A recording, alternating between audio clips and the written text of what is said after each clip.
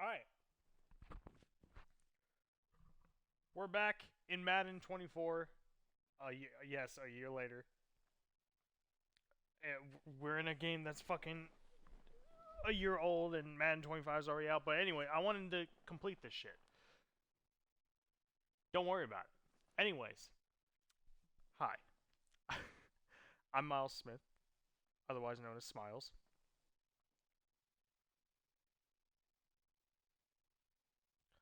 I'm trying to get my stream set up. Okay, we're good. I think. Can I hear myself? Yeah, I can hear. Alright. So we're back, and we're doing the conference championships in the Relocated series. We're down to 4 teams. 4 teams of a whole season that no one ever saw. The Rio Riverhogs, Salt Lake City Elks, St. Louis Sentinels, and the Austin Armadillos. These 2 teams will be fighting tonight to go to the first ever Relocated Super Bowl. Now, let me make sure that the settings are good. All Madden, simulation, 12 minutes instead of 10. Increase another 2 minutes, and when we get to the Super Bowl, it'll be a full 15-minute game. So it gets longer and longer as the game goes. But enough about that. It's time to get into the games. First up, the Salt Lake City Elks versus the Rio de Janeiro Riverhogs. The Elks were destined from the beginning of the season to be the #1 team in this conference. But they've had a little bit of a disappointing season, going only 10-7 and competing with the rest of their AFC West rivals. But here they are, fighting for a chance to be at the top against the Rio Riverhogs, which really is they kind of went silently at the top. I mean, they took it last possible week. But yet, here they are in the finals. Winner of this will represent the AFC in the Super Bowl. So without further ado, let's just get right into the games.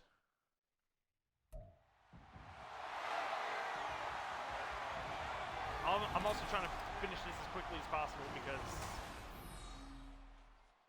we got Black Ops 6 that just came out. I downloaded it, so we should be all good and clear for that.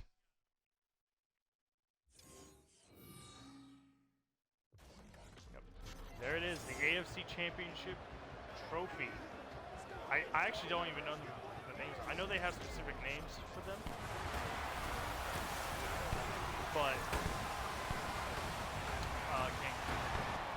anyways, there they are, Elks and the Riverhogs.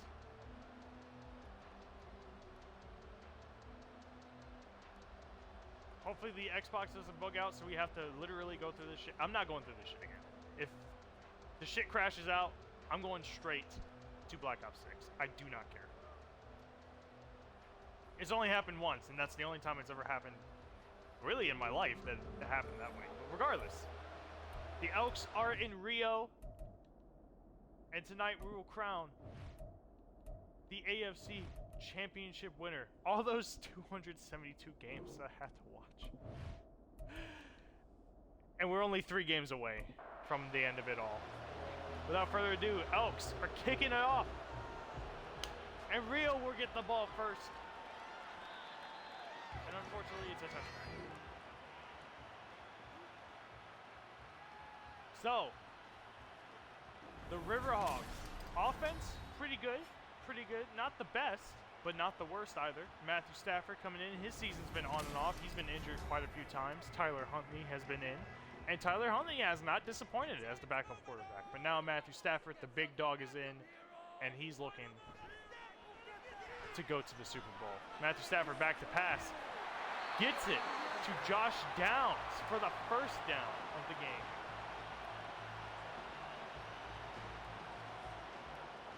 The Elks defense, though, is no slouch, so they're going to have to work their way around How they're going to control this defensive line. First run for Rachaad White, but only gets nothing. Actually, he loses 2 yards. Rachaad White had a big game last week against the Aviators in that huge comeback. But now is all on the line to go to the biggest stage there is. Tight end Dalton Kincaid. Is that Kincaid? That is Kincaid. He only gets 2, so it's 3rd and 10 for the Riverhawks. Back pass. Oh, it gets sacked! Montez Sweat back from injury. Multiple people on the sack, but the first one to get him is Montez Sweat coming back from injury. He wants to start off this game. He wants to be the one to put the nail in the coffin and bring Elks that AFC title for the first ever AFC title in this new relocated era.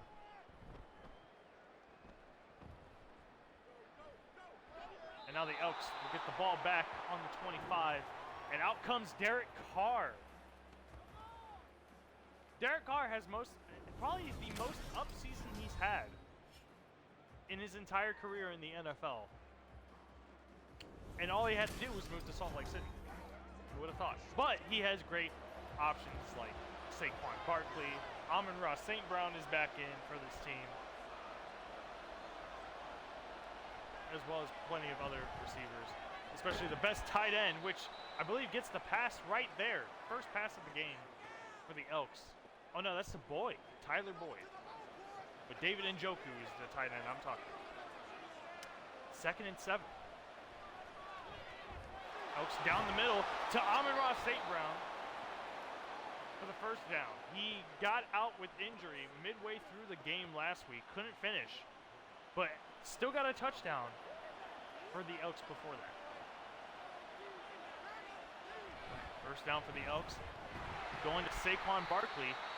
Gets 5 yards. Looks like he was about to get stopped for 2, but pushes through to get the job done. Now the Elks, 2nd and 5. Derek Carr looking to pass. Looking for Saquon Barkley, but it must have been like a communication, or was there like a, did he get batted away? I have no idea. Either way, it's 3rd and 5 now. Derek Carr looking to pass, and he gets sacked by an edge rusher again, but this time it's Brent. Same exact play stuff, same exact drive as the Riverhawks. Gets a first down, but then it ends with a sack. And both teams are forced to punt within the first 4 minutes of the game.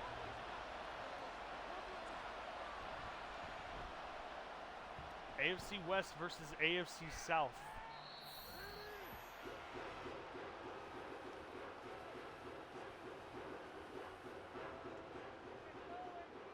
Matthew Stafford now, he's coming back out.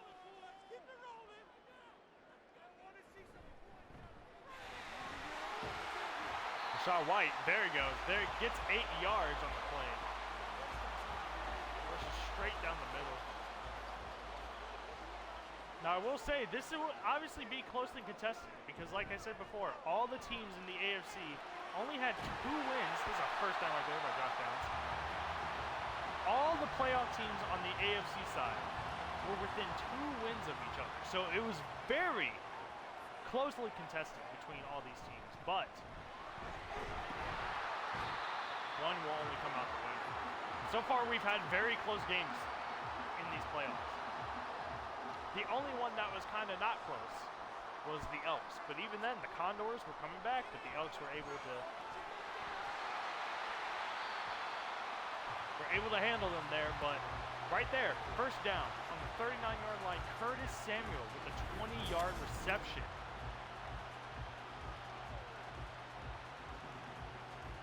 Already looking good for the Riverhawks right now in Elks territory. Only just need a little bit more and they can get in the field goal range with their kicker Matt Prater. But they're looking to run with Rachaad White. Only gets a yard.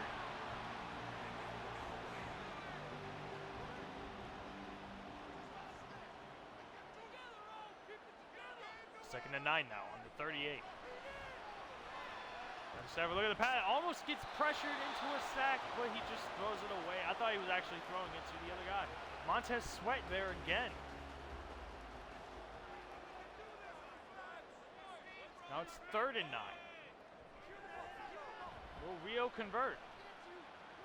Good blocking, good blocking. Almost. Oh, and he's wide open. Josh Downs. No defender in sight, and he gets it down to the 12-yard line into the red zone for Rio. What a, honestly, not even a great throw. The way that he spin on that ball was not great, but thankfully Downs was away from every single defender there.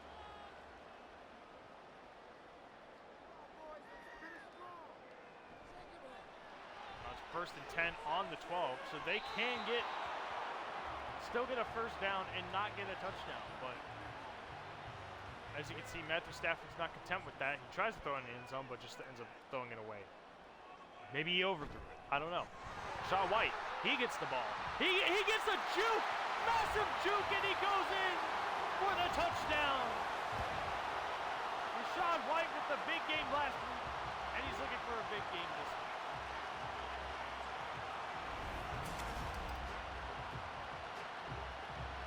Finds the hole, and there's only one guy right there to try to tackle him. But the juke breaks his ankles, and he's able to get that touchdown, the first touchdown of the game and of the conference championships. Now Matt Prater, point after, good as always. I don't think I've seen a point after miss this entire season, and I watched all the games, so. So now Rio set to kick it off, leading this game by a score. Still a lot of game left.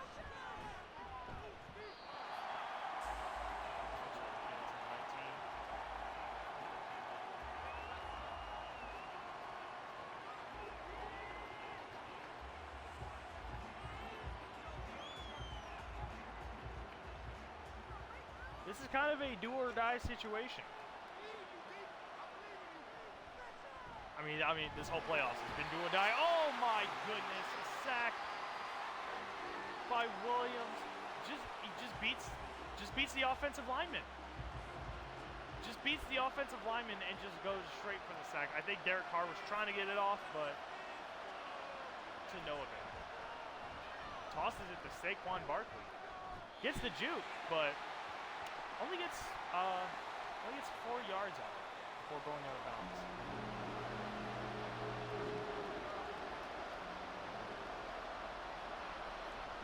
Oak team. At this point. Oh no! You gotta pass that. You gotta pass that. Micah Parsons there for the sack. That's 3 sacks already. For Rio.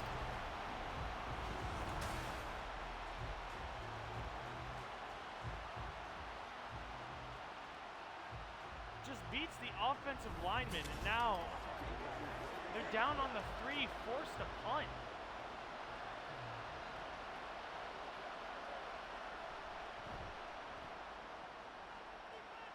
Set to kick it off.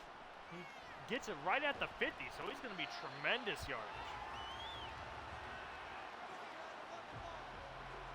Matthew Stafford coming back out on the field.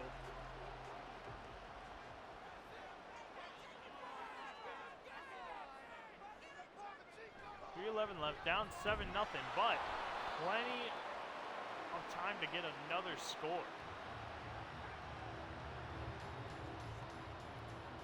Salt Lake City with minus 10 total yards. Shaw White easily finds it down the middle. Almost gets the first down, but not quite. Gets it third and 1. Matthew Stafford having a great game so far. Only 2 missed passes. You got to think they give it to Shaw White again. Gives it to him, but he's breaking tackles left and right. Yeah, but he still doesn't get the first down. The first down was nowhere. Look at this.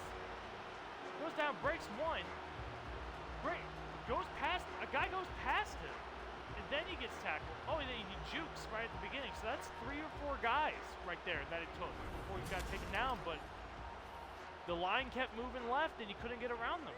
But it doesn't matter. They're going for it on 4th and 1.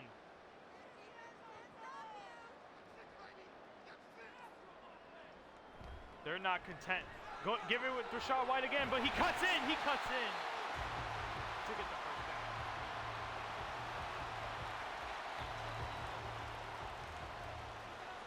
So risking it right there. I mean, they're up. You know, might as well. It's only 4th and 1. Rashad White's having a game, and then Jordan Addison just makes catches like that. They're on the 10.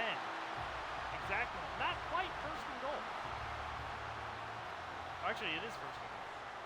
So I don't know why it's saying 1st and 10. Anyways. 35 seconds left in this first quarter, and Rio could go up big, but not right there.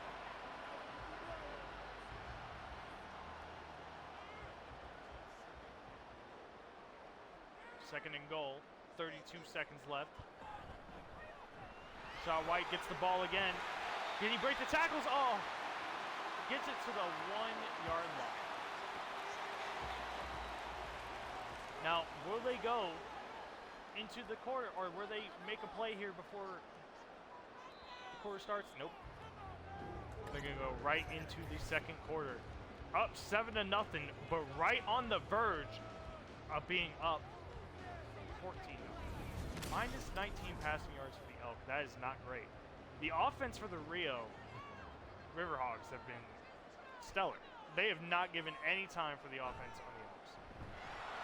Oh, but they blocked Alexander Madison. They tried to get him in for the touchdown. But they end up losing a yard in the process. Now, do they go for it here? They will indeed go for it on 4th and goal. Gives it to Rashad White again, but no! Doesn't get it. No score for the Riverhogs. And now Derek Carr and the Elks.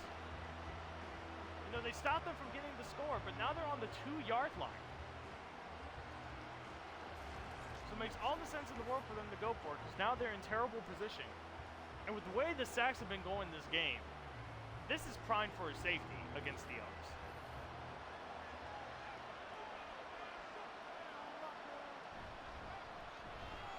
But they're not going to allow that to happen, as they have Saquon get a couple more yards just to get a little bit more space to make plays.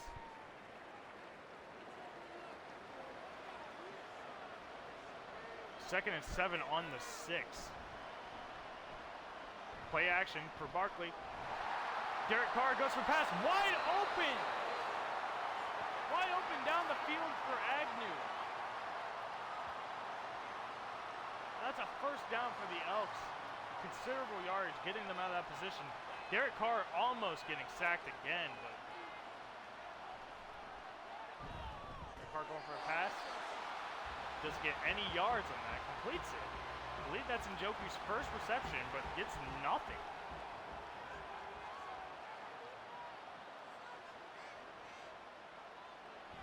Second and 10.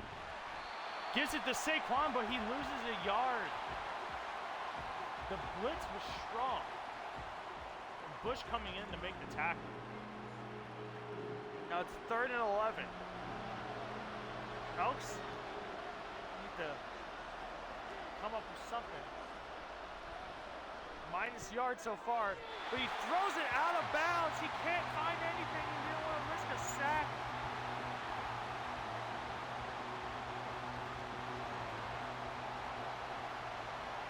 So now Derek Carr, again, not completing it on 4th down, or 3rd down. And that will give Rio the ball again, this time on the 30. So it's a little bit better field position for the Elks. But the defense hasn't been able, other than stopping them on 4th and goal, they haven't been able to find any answers for at least for Rashad White. And as you can see right there, he gets with ease. About primed for another great game. Rashad White is.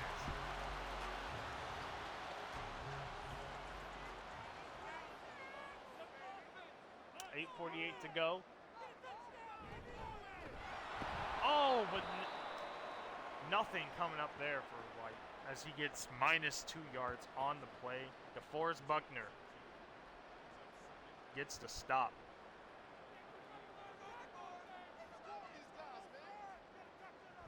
Second and 12. Alex play action. But still gives it to Rashad White, and there's no one there. Why is no one keeping an eye on Rashad White? Still only 3rd and 2. But with the gainage that they just got right there. Oh, Matthew Stafford going to run. Oh, and he goes past many blocks. But he gets tackled, but he gets the first down. Gets 4 yards on with the option play. Man, he had guys right there ready to tackle him, but Matthew Stafford just gets around him. Rashad White only gets 2 yards on him.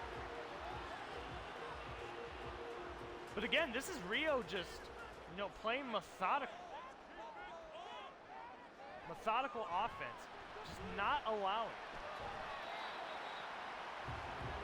Rio's offense, or Salt Lake City's offense, to get on the field. 3rd and 6, just wasting all this clock. All the clock that has been added, and they're wasting almost all of it. Wide open is Jordan Addison. For the first down. Again, not stopping this team.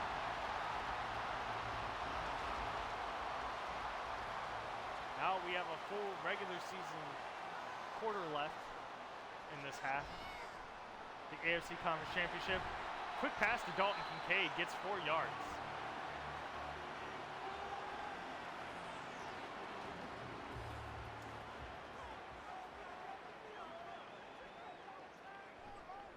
Second and 6. Time for a field goal. Oh, what a block and a jump by Rashad White. Rashad White has come to play in this playoff game, in these playoffs in general. And now it's 1st and 10 on the 23. Rio again, so much time has passed. And they're looking for Jordan Addison down the field. But it's incomplete, 2nd and 10.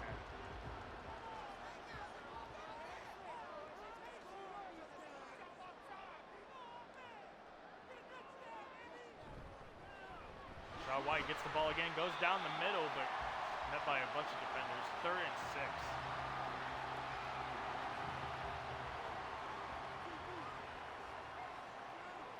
You think that if they go down and don't get the first down, they don't.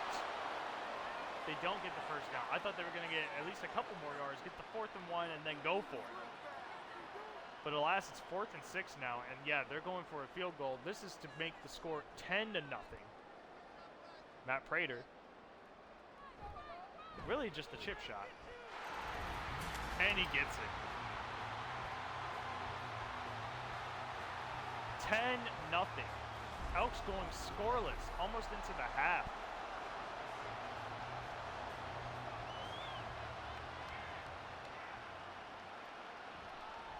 Now with almost 4 minutes left, Derek Carr has got to get this offense moving. He can make he can still make big plays with this offense. He's done it with Boyd, he's done it with Agnew. But not his big playmaker so far. Not even with Saquon. Oh, but there we go. There we go. Saquon goes down the middle with ease. Gets them easy first down.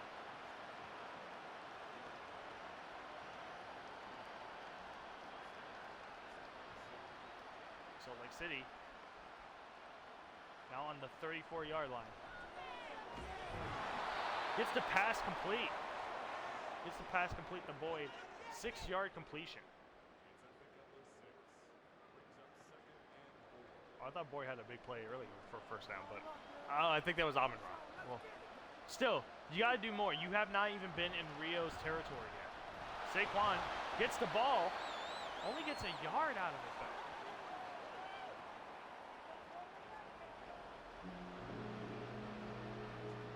Now there's 2:40 left. It's 3rd and 3. You got to think of something here.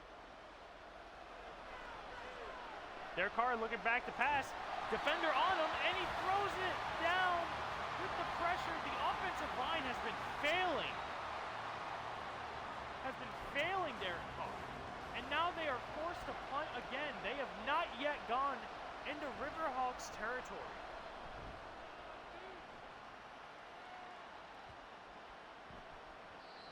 Oh, punt. Almost a good punt, but goes into the end zone for a touchback. Shot right with 4 yards per carry. And with the touchdown, easily going to be off AFC Offensive Player of the Week with these kind of stats. Oh, Matthew Stafford throws a pass. Oh, he gets it right down the middle to Kincaid. A seam. Almost gets pressured, but still gets it down the field. Almost gets sacked. But yeah, defenders are they're not doing a good job at just defending these long passes. Or they're not doing a good job in defending really any of passes. And now with 2 minutes left, they're down to midfield, 10-0. So even if the Elks get the ball back, I doubt it's going to be very much time. So best to just stop them right here if they can, but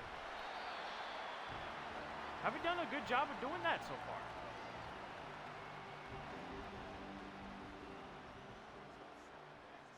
They will get the ball back at the half, but... Oh, it's intercepted! A diving catch by Witherspoon! I think that was... Who was that intended for? I think that was intended for Josh Downs? Matthew Stafford... Yeah, oh, no, that's for Curtis Samuel. But Devin Witherspoon, he just dives for it. Matthew Stafford clearly underthrows, but that is exactly what the Elks need. Just to get back onto the field, just for any type of score. It's not... Oh, no. Oh, he breaks the tackle. Oh, yes. Very smart. Actually smart by Derek Carr. Almost gets sacked there, which is not what the Elks would have needed at this point in time. But now it's still 2nd down. It's still 10 yards. Carr, look at the pass, right down the middle. Oh, but it gets broken up. It gets broken up, and now it's 3rd and 10. That interception could very well go to waste. Derek Carr gets sacked by Parsons. Now Rio calls a timeout. This offensive line has not done anything.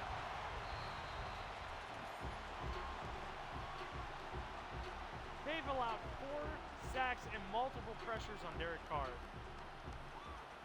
They can't do anything. They need to just get to this half and just realize that, hey, we need to come out swinging. This is possibly our final game. Oh, there we go.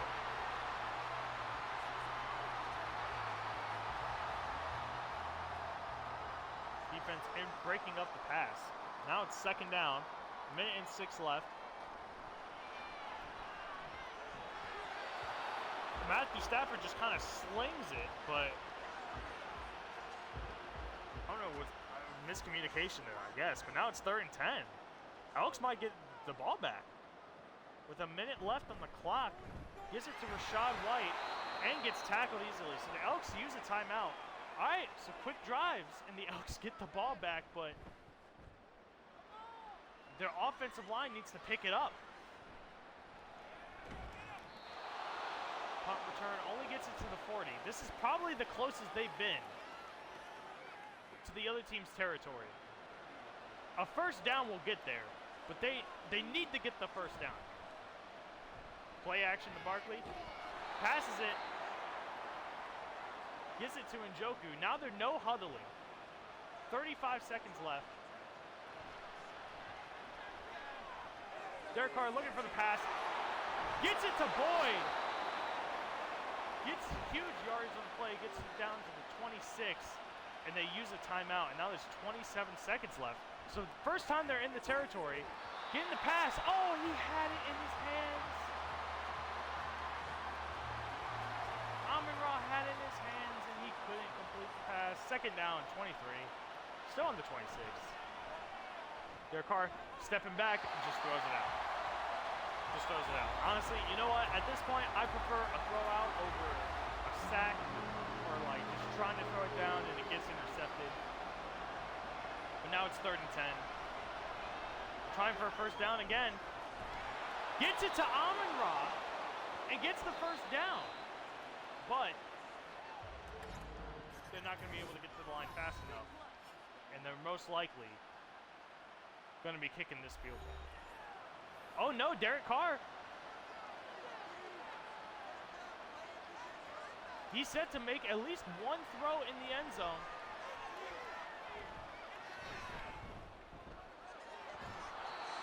All right, well, okay, well, Derek Carr, he tried to find something, gets it to Boyd, but Boyd goes out of bounds, so now they will kick a field goal.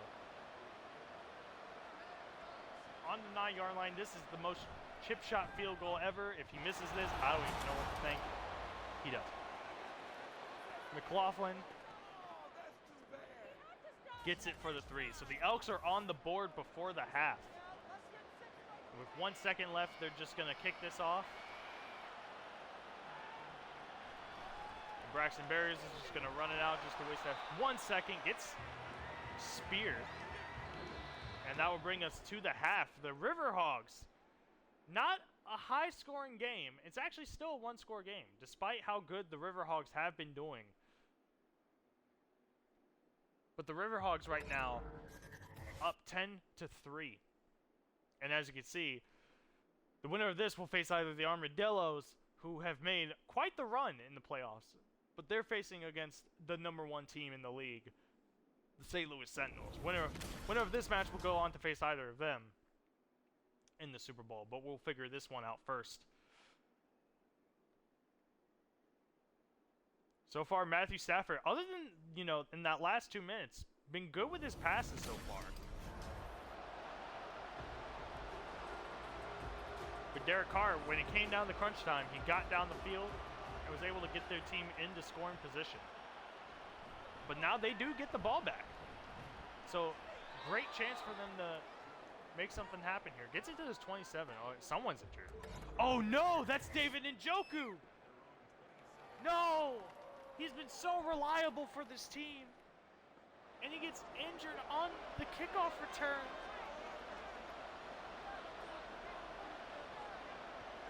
Well, the show must go on. Elks with the play action. Pass complete only for 3 yards, though.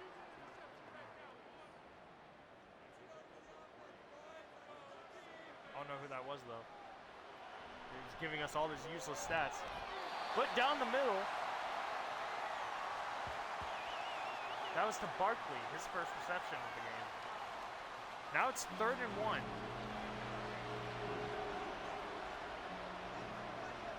Hopefully they've learned to gain some momentum going into. Gets the pass complete. Oh, and now Micah Parsons for the Rio defense is out. Probably the best edge rusher on this team, probably in the league. And now he's going to the locker room. Not what they need. Salt Lake City gets the first down. Derek Carr now looking for a pass. Gets it wide open.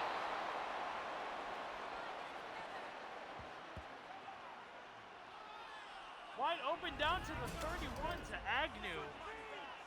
Agnew has 51 yards right now. Wide open. All right, the Elks. The Elks are coming back. Like I said, they probably just needed that halftime. They needed some pep in their step.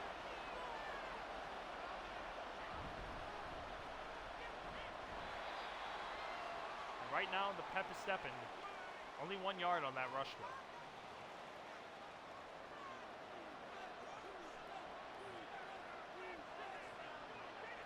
This is a makeable field goal if they can't convert to the first down. Gets it complete. Gets it complete. But only up to the 25, so it's 3rd and 4. Agnew again.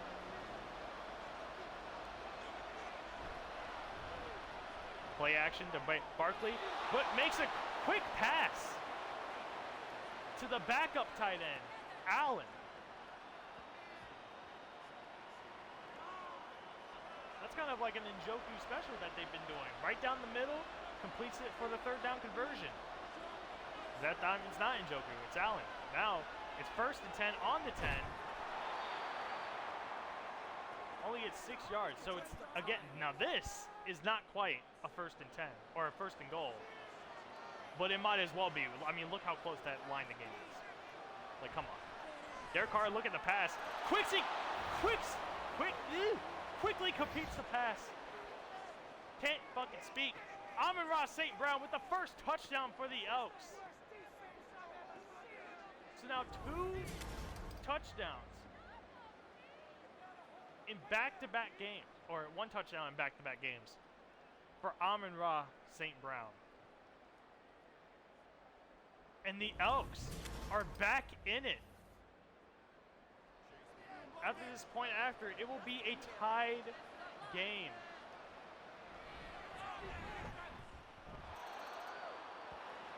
Now Christian Barmore, I don't know. He gets injured on that field goal. How did they get injured on that? Of all things. Sparrow gets spine buster. Now out comes Matthew Stafford for the first time. He's done pretty well so far in the first half.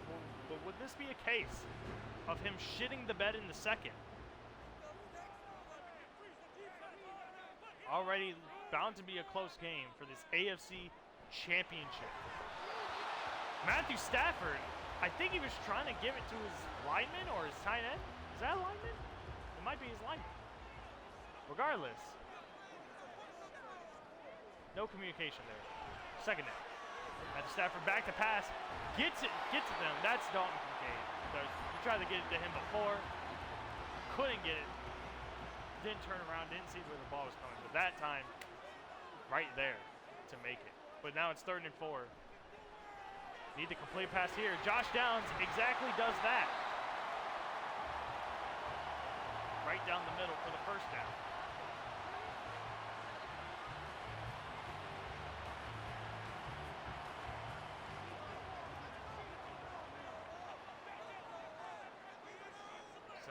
To go in the 3rd quarter. 1st down on the 32-yard line. Can Matthew Stafford go down the field again? Oh, tries to get it to a backup tight end, but couldn't do it. Gets broken up by Mosley. 2nd and 10. Gives it to Rachaad White for the first time, and he loses 2 yards on the play.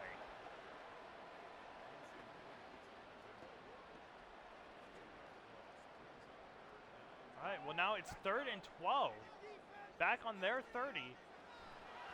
Oh, and the blitz is coming. Oh!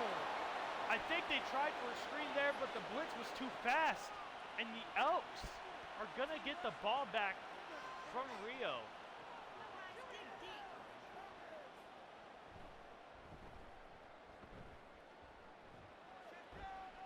Slow punt. Doesn't grab the ball. That could have actually been huge yardage, but last drive went for a perfect 8 for 8 for 71 yards. Derek Carr did. Actually, see, when Derek Carr decides to play good, he'll play good. Barkley gets the pass, only gets 4 yards on it.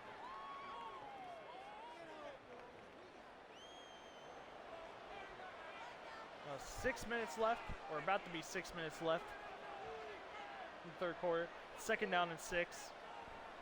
Derek Carr looking to make more pass plays. Oh, but Williams for his 3rd sack this game. No lineman to touch him. They just allow him through, and now it's 3rd and 11 in Rio territory.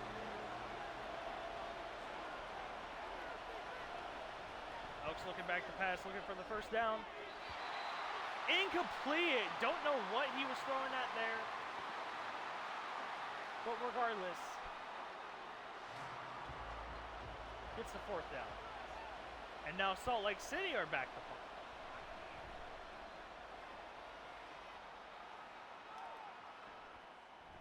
This time they're actually looking to return it. Gets it to the 41. Now, we'll say for Rio, something that turned the tide for them earlier, almost in the 2-minute warning, was that turnover by Witherspoon. Shaw White tries for a run again, but they're there to stop him. No gain. Yeah, and after that interception, they were able to drive down the field. Almost got into a touchdown. Only got down to the 9, but had to settle for a field goal. But since then, they've been doing great. Matthew Stafford, no one in sight. Defenders all around him, or at least one defender was chasing him, so he has to throw it out. And now Salt Lake City, they've kind of caught up in terms of yardage with Rio. Matthew Stafford looking down the field, gets it to Jordan Addison. And now he's on the 32, down the field. The pass protection has not been there for the Elks.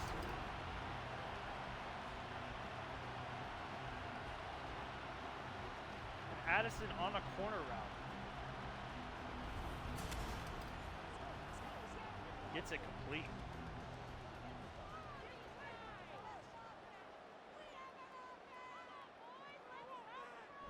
.418.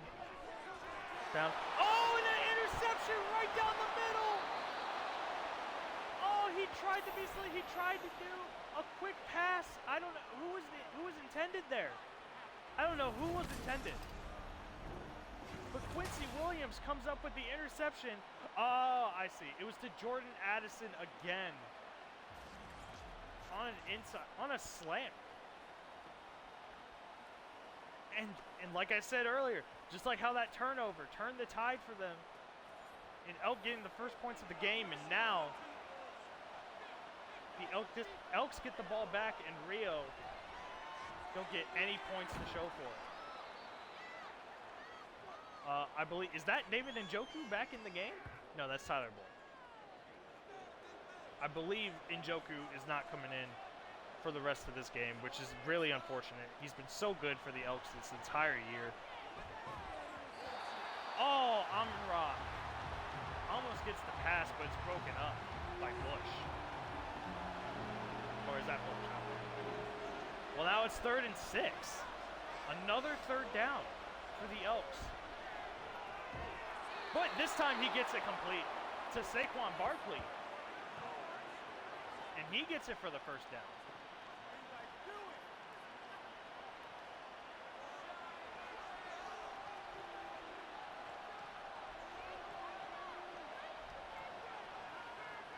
So now the Elks on the 43-yard line. Derek Carr looking back to pass. Goes to the sideline. Gets it complete. Don't know to who, though. And only gets 3 yards to Agnew. Agnew getting some major yardage, but that's probably his least yardage reception of the game. Derek Carr. Oh. Oh, no. Now Tyler Boyd is out. Tyler Boyd injured on the play, and that's not right. He's like one of the most targeted receivers on this team. 3rd and inches. Who do they pass to? Oh, they give it to the backup tight end who's down to the 22. Allen again. Converts it on 3rd down for a big gain. Yeah, Tyler Boyd and Njoku getting injured for this team is not what is needed.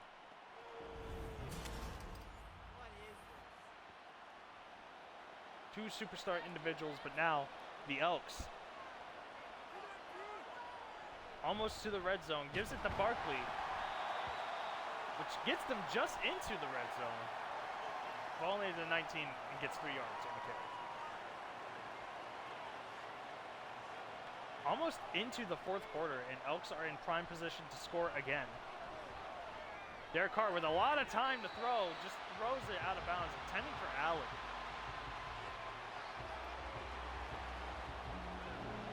Now with a minute 19 left, 3rd and 7 on the 19. Looking for the first down. Play action. Goes for the pass. Gets it to Agnew. Down to the 2-yard line. For the first down, and now, 1st and goal. Elks are primed to score a touchdown here. Oh! Gives it the... Thought he was going to give it to Barkley. But now he gets sacked on the play. That's a 6th sack for Rio this game. Jordan Poyer was there first, so he'll get half the credit, but man, I really thought he was going to give that to Saquon. Sack on the play. It's still 2nd and goal, just now on the 10-yard line. Gives it to Barkley. He has wide open field. Gets it. Oh, he jukes it. So now he gets it to the 1. But not enough time to get a play off before the 4th quarter. The final quarter for the AFC. And the score is still tied 10-10 with the Elks primed to get a touchdown right here, or at least get a score.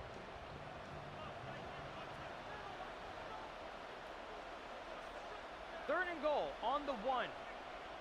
Do they just run it with Saquon? They do, but 2 guys are right there, and they only get it to the 4. Overshown making the tackle. Overshown making the tackle with Bush. Stop Saquon from getting that touchdown. So big for Rio for them to not get that score, but now McLaughlin will be going for another field goal. And he completes it, and the Elks take the lead for the first time this game.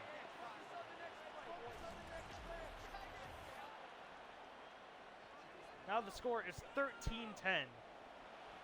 And Rio will get the ball back.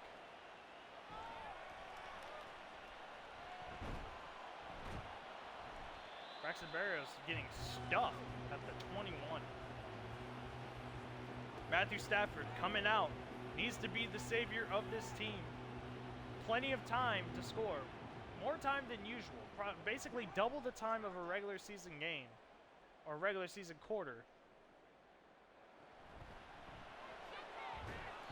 Quick pass.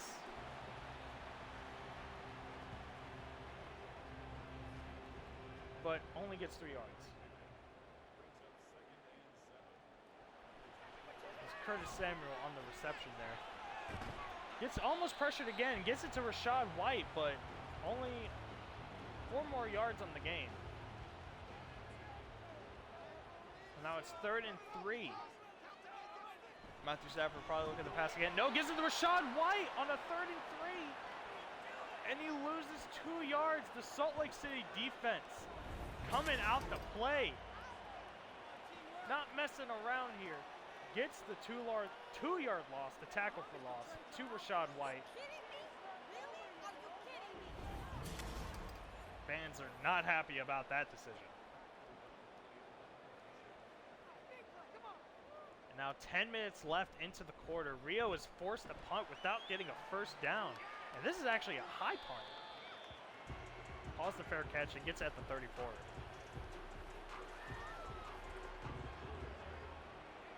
Derek Carr now coming back out.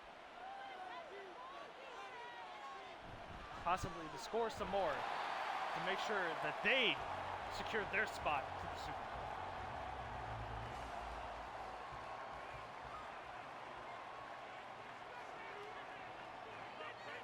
Second and 9, only a 1-yard gain. Oh, gets it. Oh! Does a little toss to Boyd, who actually is back into the game, and they get the easy first down.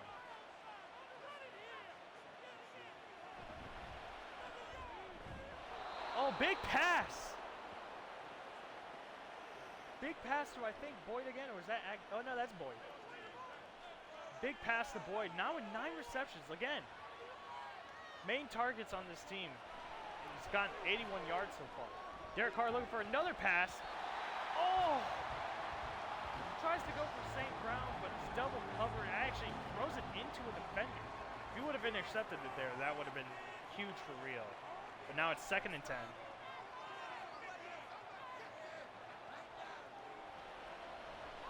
Derek Carr looking for the pass. But gets sacked again. 4th sack for Williams.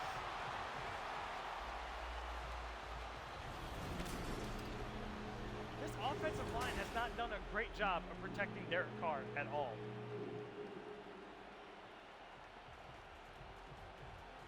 And now he's back at the 48, 49, 47. And he's at least got to make a play, like at least get a pass or something to get into field goal range. So Rio will be forced to score a touchdown. Derek Carr, oh, too many defenders on him, and he has to throw it away. The 6th sack of the game is they're basically shooting themselves in the foot, not like the Sentinels did last week, but they're shooting themselves in the foot with this blocking. Like they could be doing so much better, but alas, only 13 to 10, still winning. But now Rio get the ball back. And there's 7.5 minutes left, so there's plenty of time to score. Rashad White gets the ball again. Only 2 yards.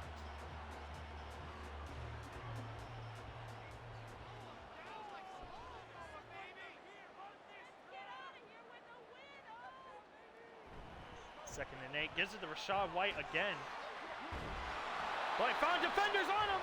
Oh, he fumbles the ball, but is recovered by a lineman. Or recovered by Rio at least. Oh, that would have been disastrous for Rio. But with 6.5 minutes left, it's 3rd and 7. Cool. Save. Save, or are they? A sack.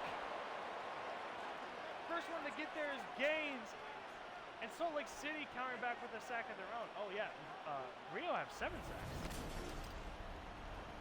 Not 6. But Salt Lake City counter back with the sack of their own. 2 sacks in the game for them. At least 3 men there. 3 men against Rio. And now, with a regular season quarter remaining in this AFC Championship game, the Elks take the ball back on the 35, winning.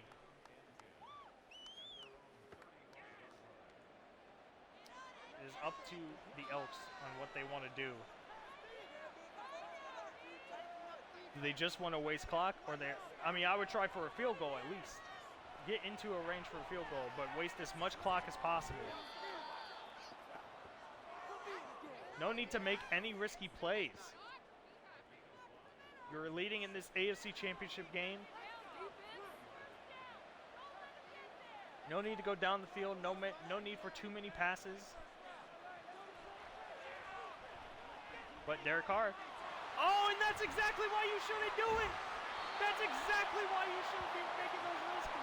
Bradbury makes an interception, and now they're on the Elks' 27-yard line. James Bradbury, the 4th.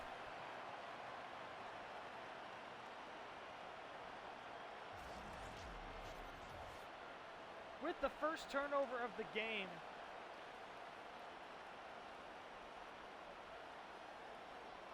For the Rio Riverhogs. And now they're in very favorable to at least tie this game up. But I think they're going to be looking for a touchdown. Pass right down the middle to Dalton Kincaid. And these games always go down to the wire. Matthew Stafford now.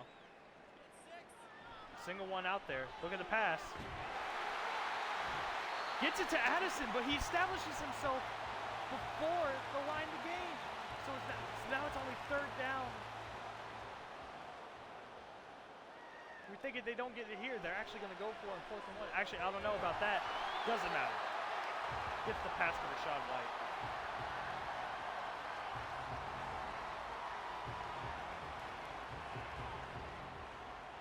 Easy pickings. Four minutes left on the clock.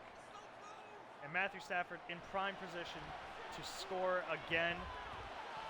And he goes down the middle. Oh, and it gets deflected by Elk defenders. Thornhill on the deflection. So that at least stops the clock. That whenever they can stop the clock, it helps out Elks. Rashad White, though, going for a run. Only gets 3 yards. So now it's 3rd and 7.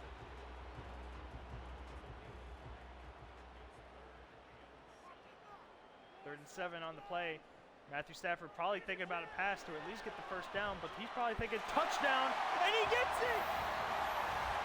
Dalton Kincaid with a touchdown down the middle of the Rio Riverhawks take the lead back.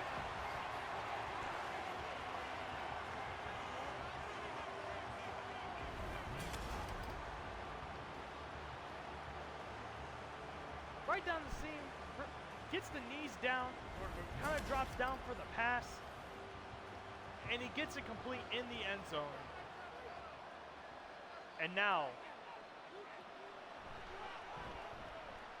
it is a 4-point game with not a lot, with a little over 3 minutes left into the game. So the Elks need to get a touchdown to win this. They touch it back. Securing themselves on the 25-yard line. Now Derek Carr, he needs to make some miracle throws. Hasn't done a miracle throw this game so far, but he's made some pretty good plays. Has gotten down the field for Elks numerous times.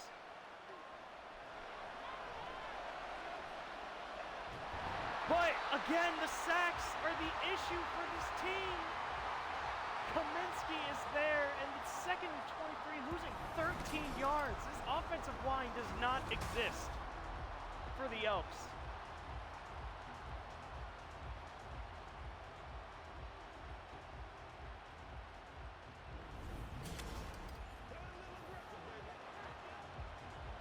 And the Elks are just 3 minutes away from not making the Super Bowl. They were destined to from the beginning.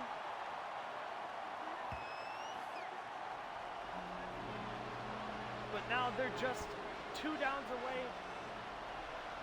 from not being able to do that.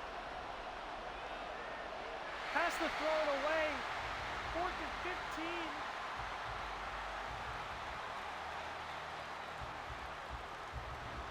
And now they have to go for a play. They have to go for a 4th and 15.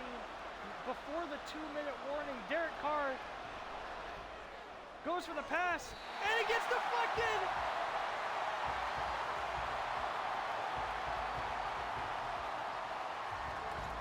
Rio deflects the ball! And now Stafford will be on the 20-yard line. And you would like to think that they were just going to run out the ball.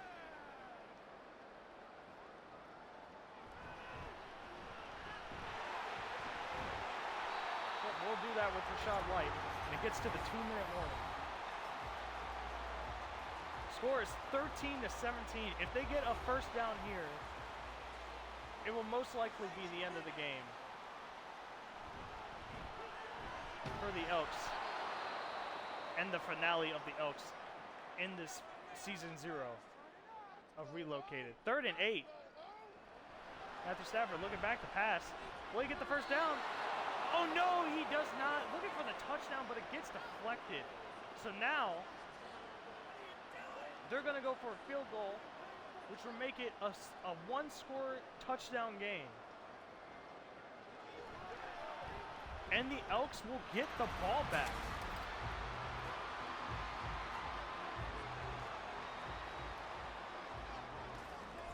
But the Elks, they need to score a touchdown this drive. They only have 2 timeouts.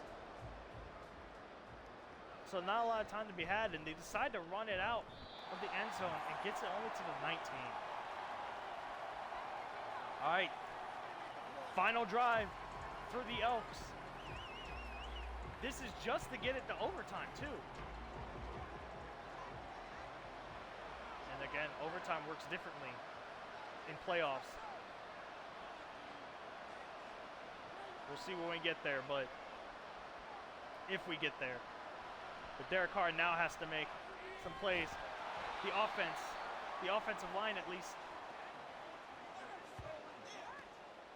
needs to protect him more.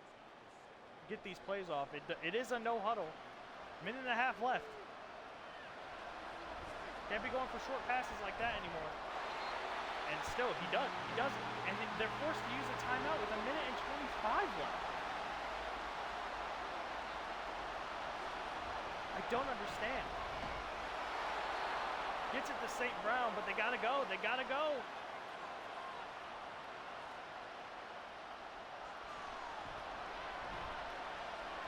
Derek Carr throws it down, gets it to midfield. No huddling again. 50 seconds left. In Rio territory now. Down the middle to Allen.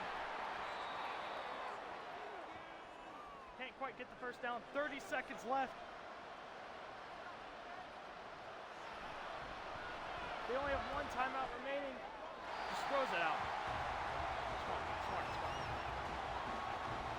No spikes exist in this game. So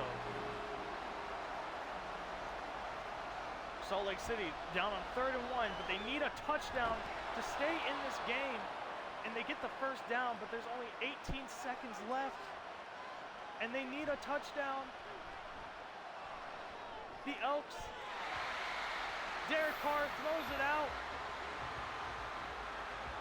They need a 35-yard touchdown to win this game, or at least to get it into overtime. Derek Carr looking for the pass. Throws it out again. Now with only 9 seconds left. Now he's most likely looking for the end zone on this play. Derek Carr, no, he throws it out again. Throws it out, and now there's 5 seconds left to get a touchdown. The Elks' hopes and dreams from the beginning of the season fading fast. 4th and 10. Derek Carr goes to the end zone. And it's intercepted. Interception. And the Real River Hogs are your first AMC team ever to go to the Super Bowl. They take it from the Elks. And now Rio, an unlikely team to even get the number 1 seed, unlikely team to go to the Super Bowl, is now doing all of that. Derek Carr had an amazing game, 317 yards passing. But Rashad White and Matthew Stafford able to just stay alive in this game. And just like that, the Rio River Hogs are going to the Super Bowl. An amazing showing. Amazing showing. Like that, incredible game. A close game as usual. I would have liked to seen the Elks go. But, you know, we come to that point now where we're seeing all the teams that we would like to go on.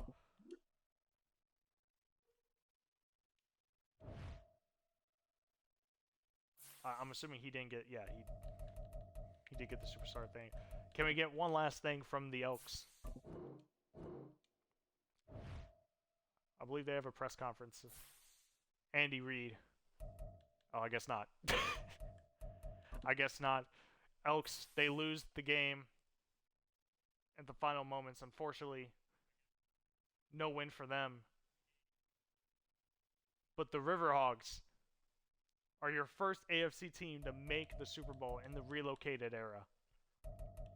But now, we must go to the NFC Championship game.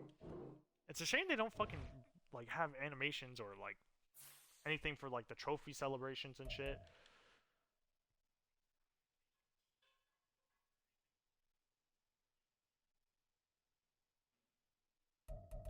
I'm not gonna do that. That probably could affect the game.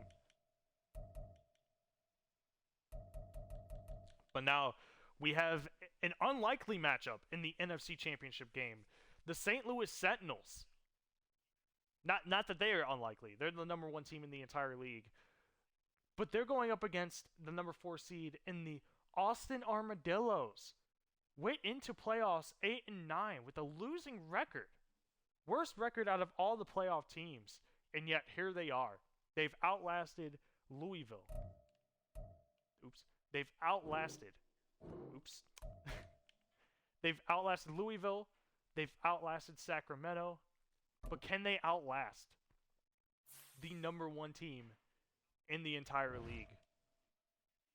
Can Sam Howell do the comeback?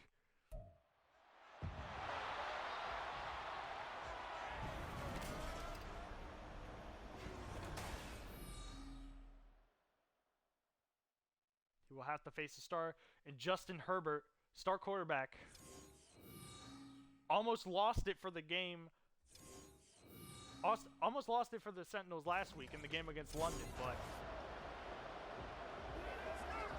easily redeemed himself with that game-winning drive. But now here we are in St. Louis.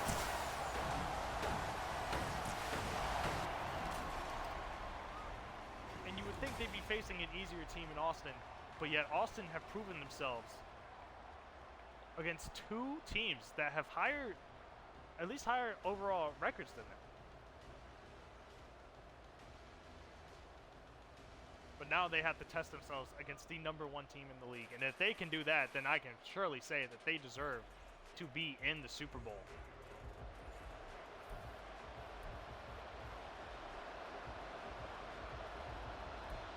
But without further ado, the final game, the NFC Championship, rolls on, and Austin will be the first ones to get the ball.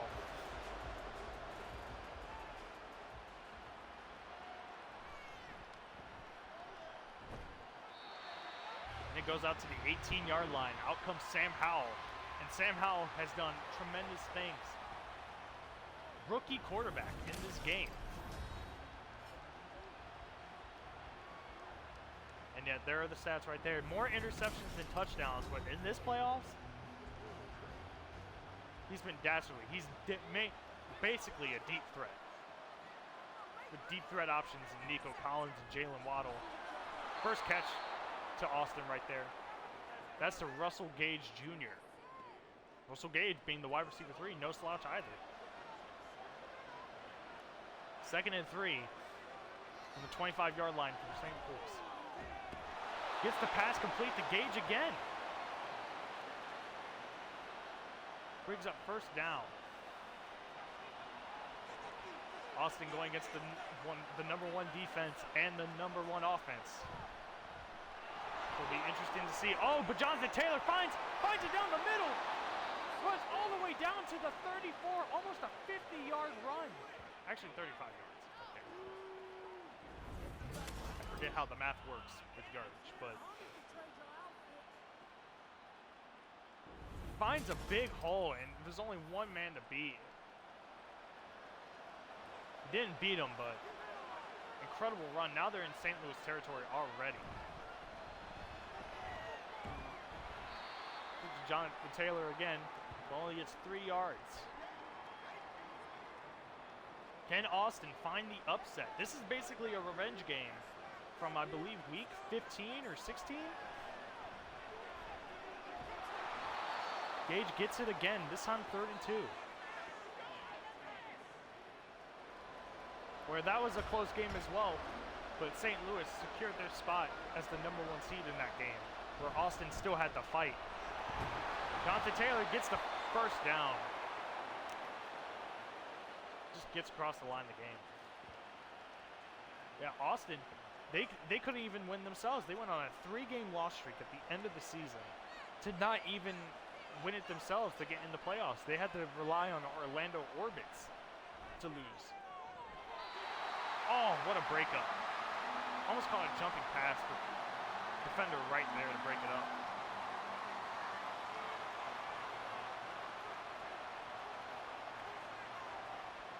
Second and 10 on the 23. Sam Howell looking to pass in the end zone. Oh! Could have been intercepted, but gets deflected. Because if that didn't, that surely would have been an easy touchdown for Austin right there.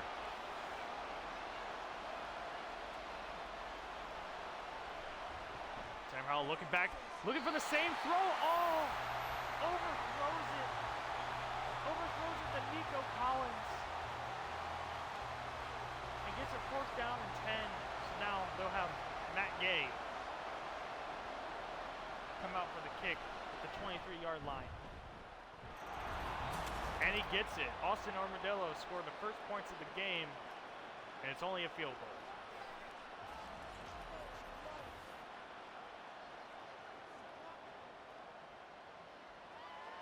And the kickoff is away, and the St.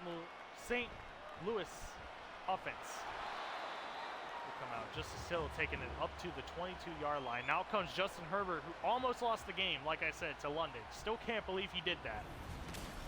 But he made it up by having the game drive of all game drives to win it for them and to make it to this NFC Championship game.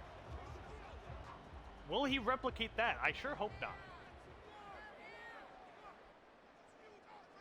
I really sure hope not. Justin Herbert, look at the pass. Gives it to Tony Pollard. And only gets a yard.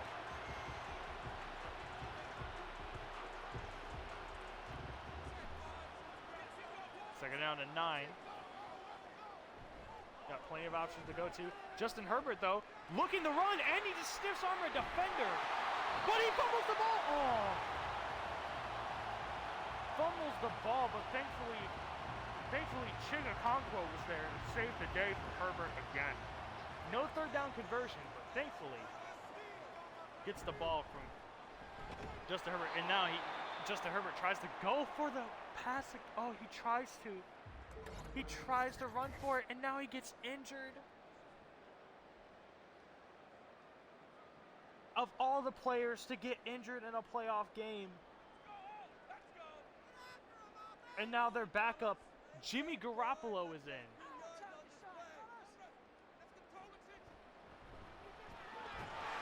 And he gets sacked. Offensive line not doing anything to protect Jimmy. And now it's 3rd and 22. Deion Jones there for the sack.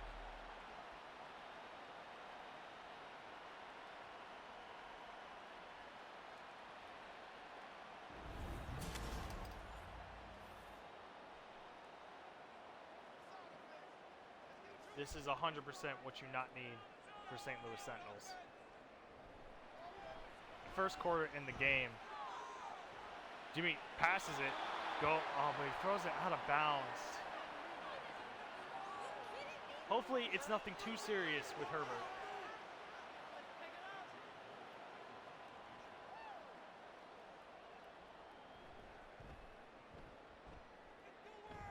As AJ Cole is going to punt it away.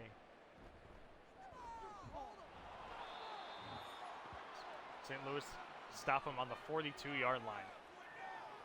So now Howell come out again. If there's any time for Austin to come back in this game, or come back. If there's any time for Austin to make the upset win, it's now. Star quarterback Justin Herbert out for the Sentinels. You really just hate to see it. Not in a game like this where all the stakes are on the line past the Greg Dulcich.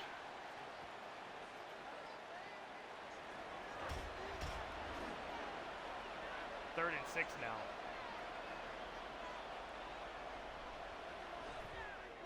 Sam Howell looking for the pass. Oh, but it gets intercepted.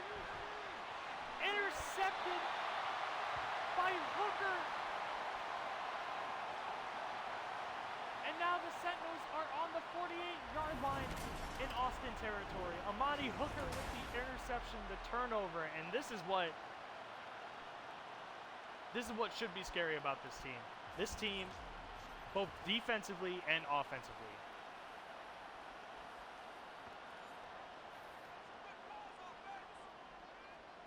are a threat. And to Austin, you know, they might not be strong enough to take down the #1 team. Unfortunately, Justin Herbert can't come back in, but Jimmy Garoppolo come back in, passes it to Okonkwo for 8 yards. So now Garoppolo has the heavy task of putting the team on his back. And Tony Pollard, he finds the hole, and he gets it.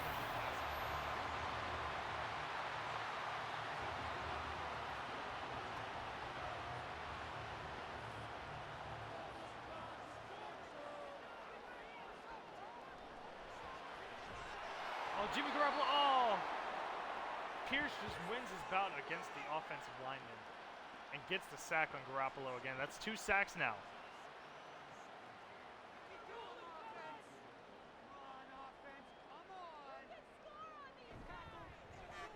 Garoppolo gives it off to Tony Pollard. Only gets 3 yards out of it.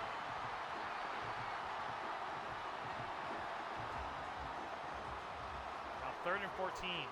He can't convert unless he gets sacked. A huge loss. No, Garoppolo's going down to the pass. Did he get the touchdown? No! He couldn't get the feet in. He caught the pass, but he couldn't get the feet in. And now they're settling for a field goal. Sanders for the field goal. Will be a long 40. And he gets it, tying this game up.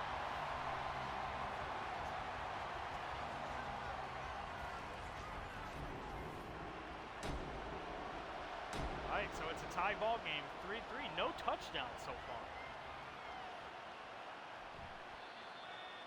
Austin, we're set up for a touchback. The Armadillos keeping it competitive, at least in this first quarter. Have more yards than the Sentinels, but that could easily change. Jonathan Taylor gets the ball again. Only gets it up 3 yards.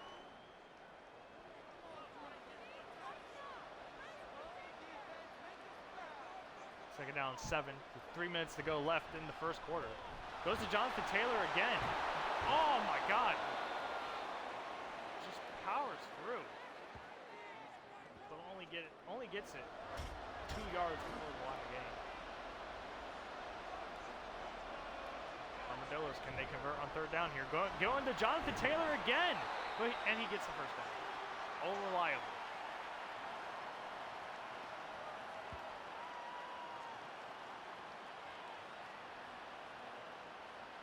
Reliable gets it done for the Armadillos. Armadillos now sending up the pass. And Howell realizes that he has no open men, getting chased down, just throws it out of bounds. He probably could have completed the pass there to whoever it was on that side, but regardless, it is 2nd and 10. Chris Jones almost gets to Sam Howell. Completes it to Dulcich instead, and he gets a 3rd and 5. So another 3rd down for Armadillos.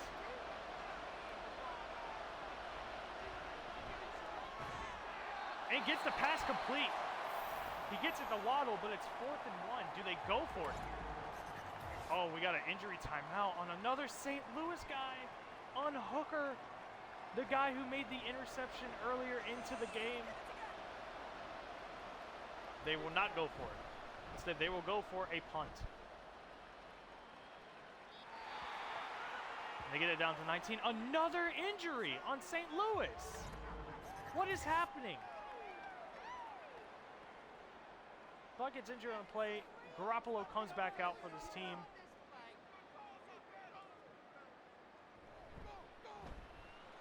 Pollard, he gets it down the middle. Oh, and he breaks another tackle. Oh. Almost has the runaway there. But gets it down to the 37-yard line. We're getting tackled by Hall. This running back is very scary. Probably the best running back in the game.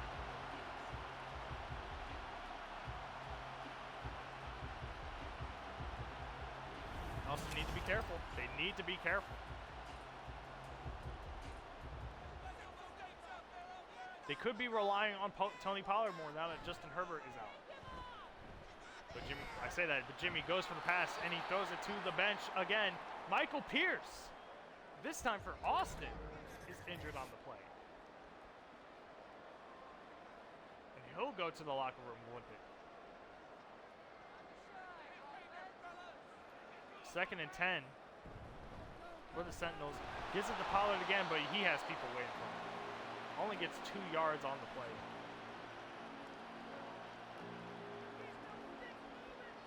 Now with 20 seconds left to go in this first quarter, it's 3rd down and 8. Can the Sentinels convert? No, they cannot. He gets sacked again by Gary, and that will lead us into the 2nd quarter.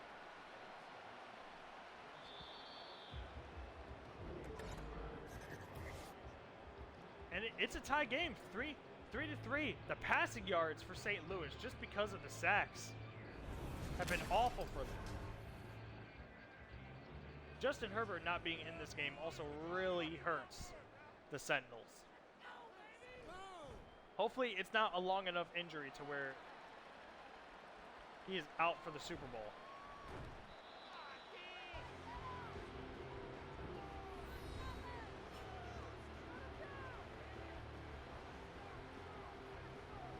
There's Jonathan Taylor getting 7 yards per carry.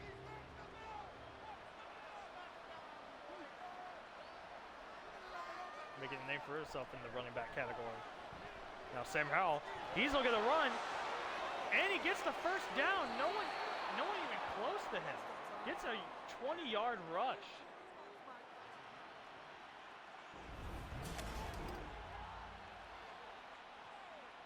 Yeah, as you can see, like the wide receiver, I believe that is Waddle, pulls the defender to the right and allows Sam Howell to just get so much room to run.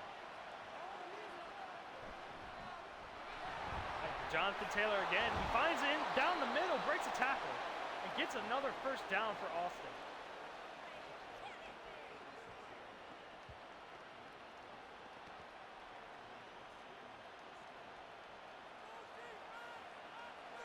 All right, 1st and 10 on the St. Louis 36. Oh, incomplete, gets broken up by Jalen Johnson. Yeah, he's had a few interceptions the last game. Or at least one that I can remember. Oh, and there's another one. There's another interception by Sam Howell. Oh, and look who it is. There's 2 Johnsons. There's a Johnson in 3rd and just a normal Johnson. Is this Jalen Johnson, though? Yes, it is. I wasn't even talking about it.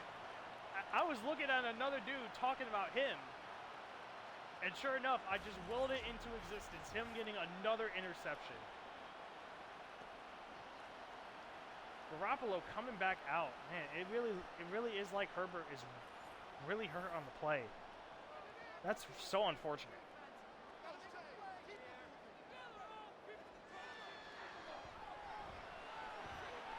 Jimmy G looking for the star that St. Louis needs. Gets it to Rashad Bateman for a 7-yard gain.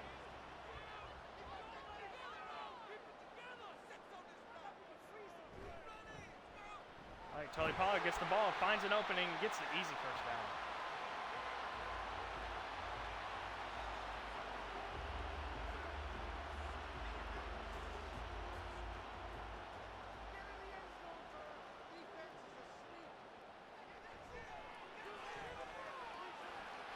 Jimmy G throwing it down to the bench. So far, the passing game, it's not been great. It's not been great for St. Louis. Do you think that has to do with Justin Herbert being out of this game? Tony Pollard gets the ball. What a block. Tony Pollard, it seemed like he hesitated a little bit. Could have gotten the first down there, but Gets tackled instead. You think they go with Tony Pollard again? No. Garoppolo's going for a pass. Goes for a quick pass, and he can't get it. That's to Tyler Lockett. The passing game for the St. Louis Sentinels. I don't know if that was a bad pass or he just couldn't control the ball. But an interception that's wasted.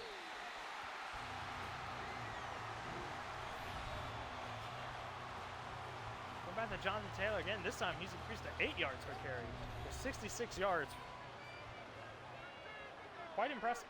Quite impressive.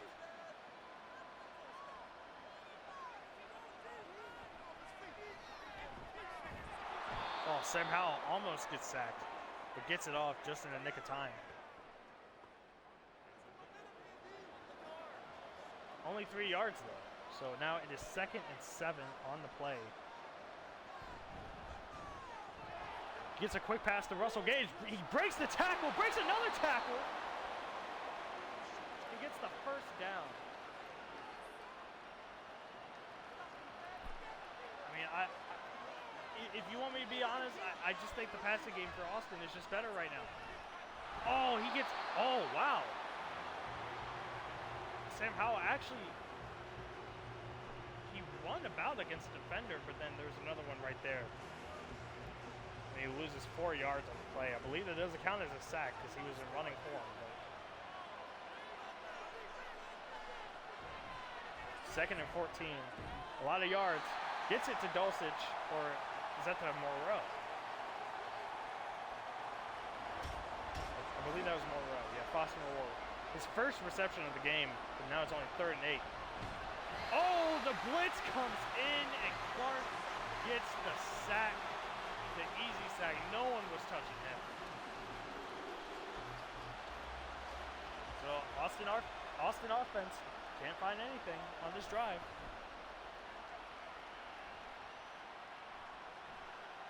St. Louis will be looking to return. Only gets it to the 28. Now Jimmy G comes back out on the field. Maybe we'll see Justin Herbert at halftime. Who knows? I'm not sure. Not sure. But Tony Pollard looking to make some rushes himself.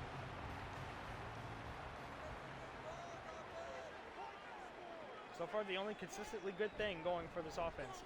And then he tosses it to him, but defender's there, and he loses yards. I should have said it. Should have said anything. And what the hell even happened there? Tried to celebrate, but nothing. Now Jimmy G on 3rd and 8, looking to pass, and he goes to the bench. My guy, like, at least make the attempt to pass to someone.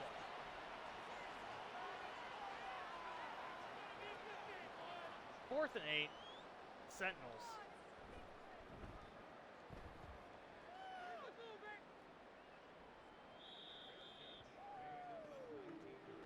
I don't like the way this game's going. This is kind of a shitty game. Oh, watch, I'm gonna watch. I was thinking about quitting, but like, hold on. I want to see if any of the teams score. I'll tell you what. If the teams do score, then I won't reset. But if they don't, then I'm gonna fucking quit out, reset, and I'll have fucking. Because it's kind of bullshit with all these fucking injuries. It's the beauty of having a game in a video game. Pass down the middle. That's to Gage again. No one can tackle him. It felt like no one could tackle him. There was like 4 or 5 guys right there, and all of them got their hands on him, but nothing. Wide open for the pass. See, look, 3 guys right there, and then another couple guys come in.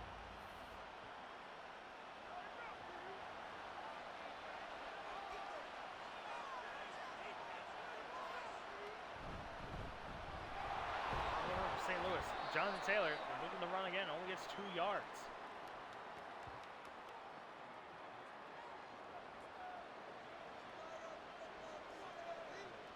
Sam Howell back to pass now.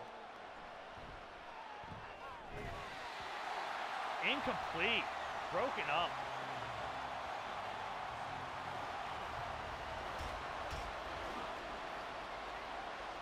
Sam Howell looking back to pass on his 3rd and 8.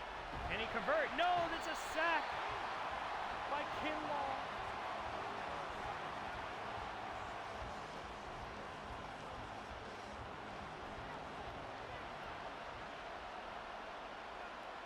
And now it's 4th and 14, another scoreless drive. Only field goals with these two teams.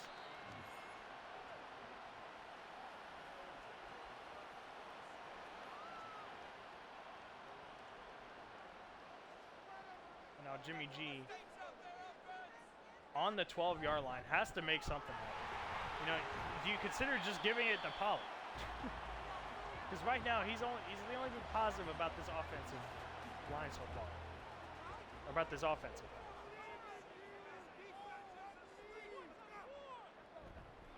Well, Jimmy G's set back the pass, gets it complete down the middle to Okonkwo. Did he get the first down? He did not. 3rd and inches.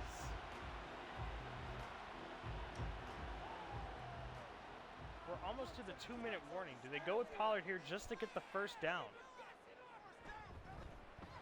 Yes, they do, and he does get it. All right, into the 2-minute warning.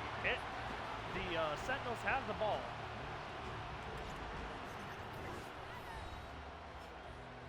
But it's still 3-3.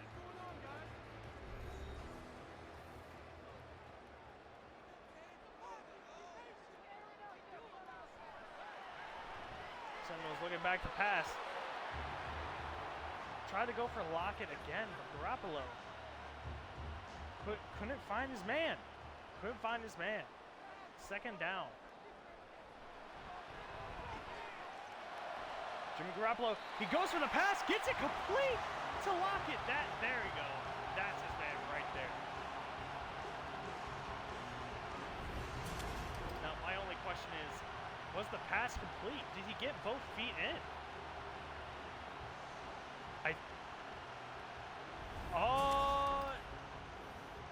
You might want to review it.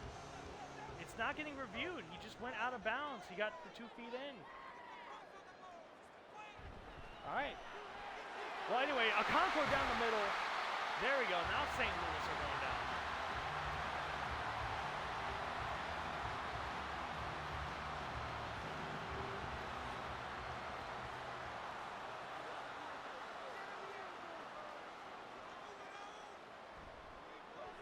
Sentinels.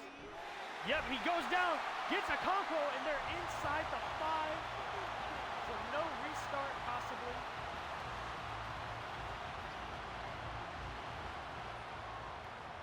Now they're looking to just waste the time and hopefully get a touchdown right here. To be the first touchdown of the game. Jimmy G, deflected by Jair Alexander.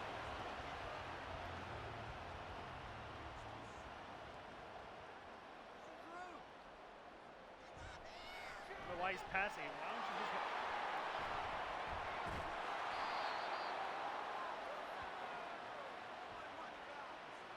And an interception on the inside by Jones.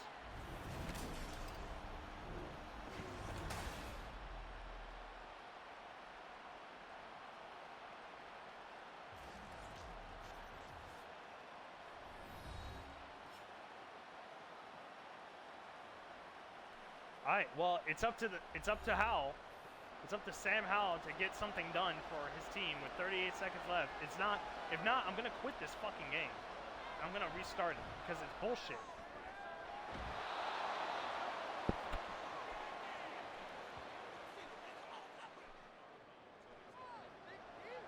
The game's fucking terrible.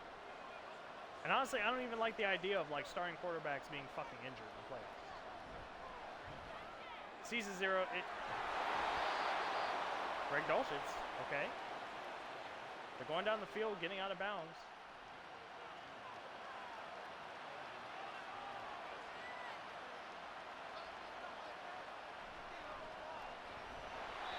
Oh, Howell almost gets sacked.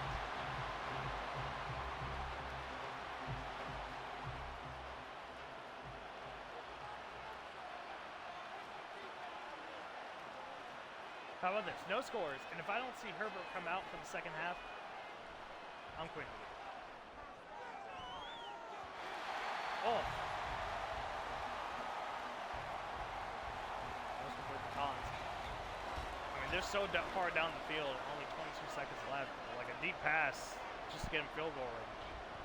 Be their only saving grace, and they're not even going to do that. They're not even going to do it. The Sentinels are going to call a timeout. No fucking score. Are you kidding me?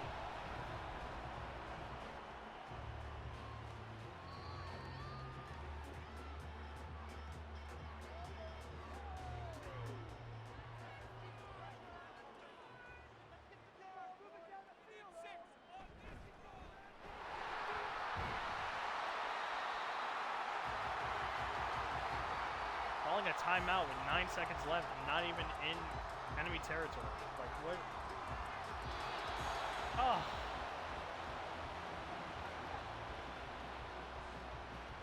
This is horrendous.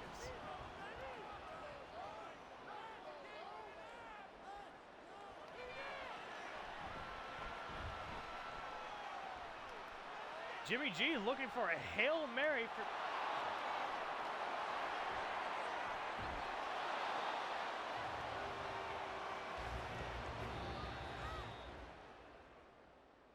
I don't even know what to say about this. Can I, like, skip this?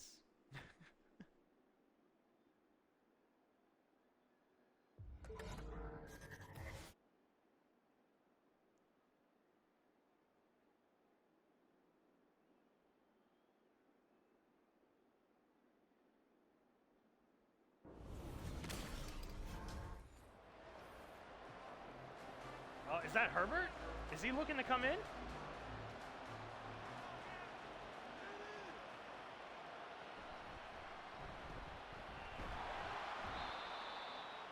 Is Justin Herbert looking to come into this game? Yes, he is. All right. Game is saved. The game is saved. He is looking to come back out. He's going to save the Sentinels. He's going to make them go to the Super Bowl, hopefully. Injury was bad enough to sit out 2 quarters, but Sentinels so far has not done anything, but the defense for this team has done wonders. A little toss to Lockett, but only gets 1 yard. Okay, saved.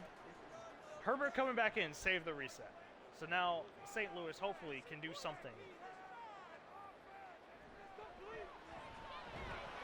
Hopefully gets down the field. No, he pass broke it up.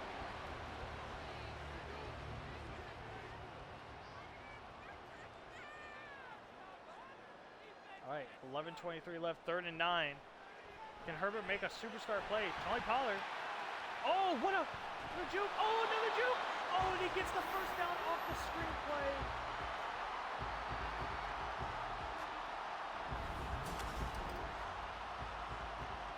Goodness, Pollard makes the pass there.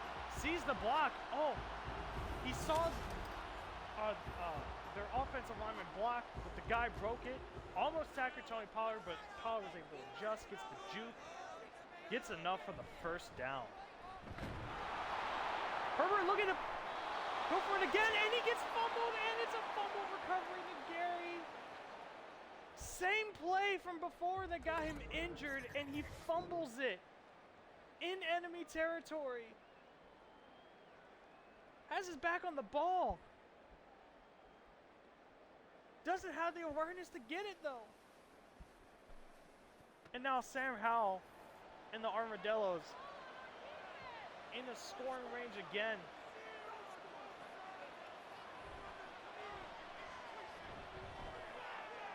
Herbert trying these run plays. Like, is he really just going to shoot himself in the foot? Is he going to make the Sentinels team work hard to get this?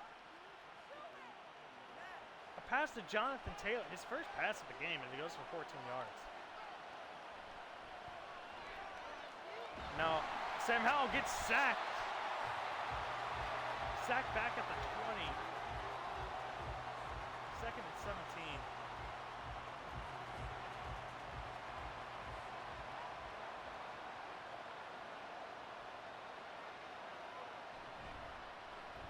Sam Howell, play action. Deep down the middle, and he gets it to Jalen Waddle.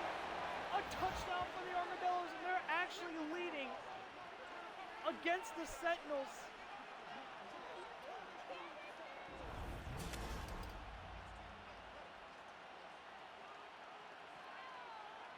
A disastrous fumble recovery leads to a touchdown for the Armadillos.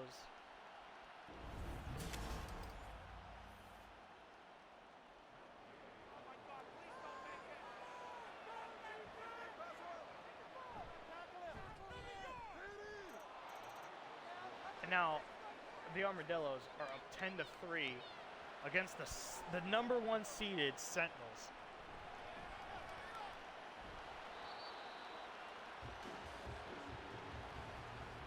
Justice Hill gets it to the 21. Herbert, Butterfingers over here, thinks he can run it just as good as Tony Pollard. Comes back out. Maybe he should try to stop. Okay, gets the... Drops the pass.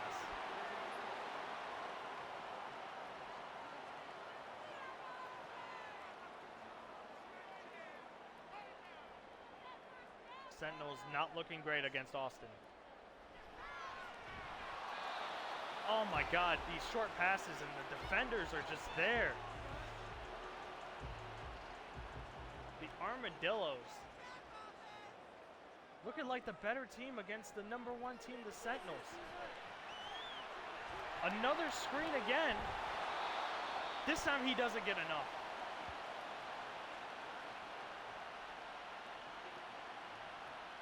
Sentinels, they tended to just run the same plays and expecting to get value, but like, you're in the NFC Championship game. Like, you can't be doing the same plays, let alone the plays that haven't gotten you value.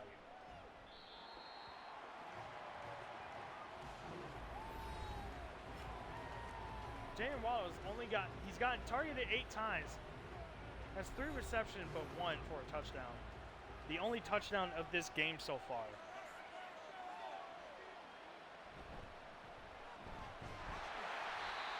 Jonathan Taylor gets stuffed. One yard loss on the play.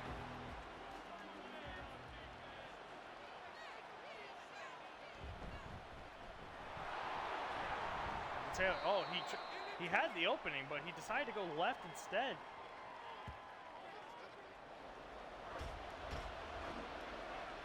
Now it's 3rd and 9. Sam Howell will probably look to pass. Most likely. Yep, he slings it. Oh, tried for Waddle again. He got it. He would have had all.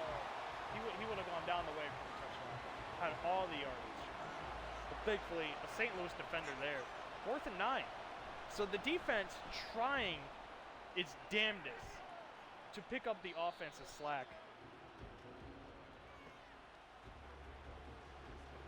The winner of this will go on to face Rio in Las Vegas, where the Super Bowl will be held.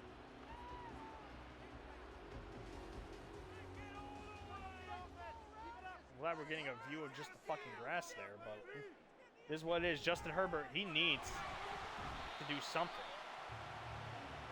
He's been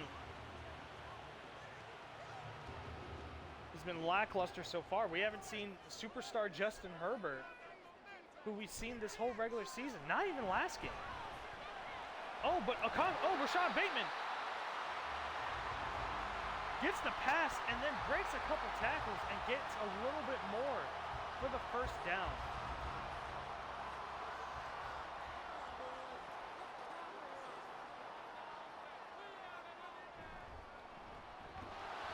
Justin Herbert trying to run again. He really needs to stop. He really needs to stop trying to run. This defense reads it like a book every single time, and it makes me sick.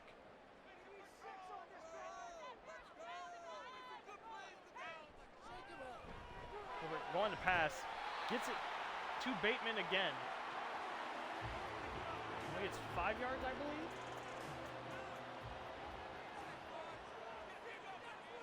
Will he try a screen pass again? No, he won't even try to do anything because Barnett will be there for the sack.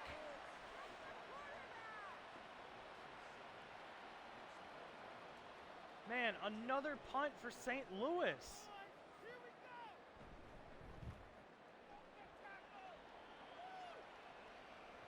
This offense can't seem to get anything going, despite the turnovers.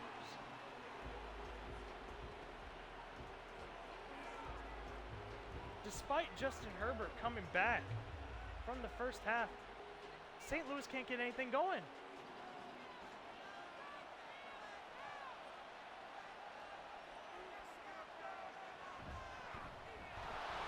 Also now running with Jonathan Taylor. Great juking his way to try to get the first down.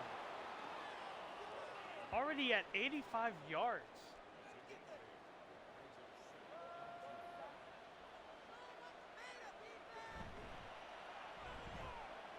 Austin easily looking like the better team here. Gets that to Collins for the first down.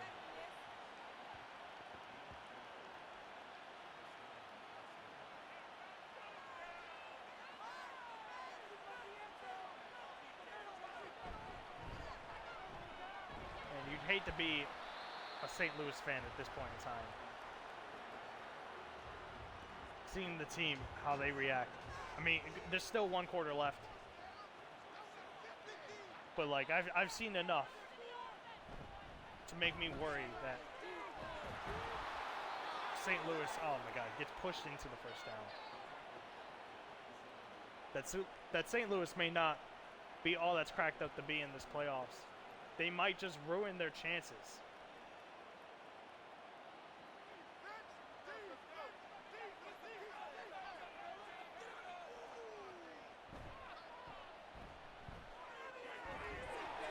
Dulcich gets the pass complete, gets 8 yards.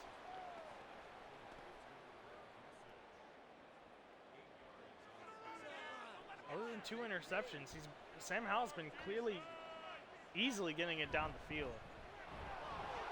And Jonathan Taylor with the first down. Almost at 100 yards this game.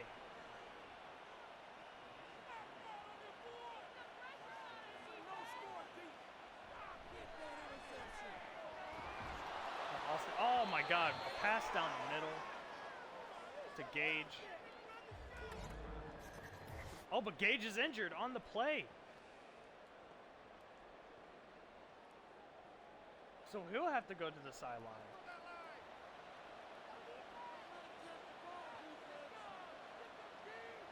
It's 1st and 10 for Austin. Looking down the field. Oh, gets it to Waddle. And now it's 1st and goal. Austin looking for another touchdown.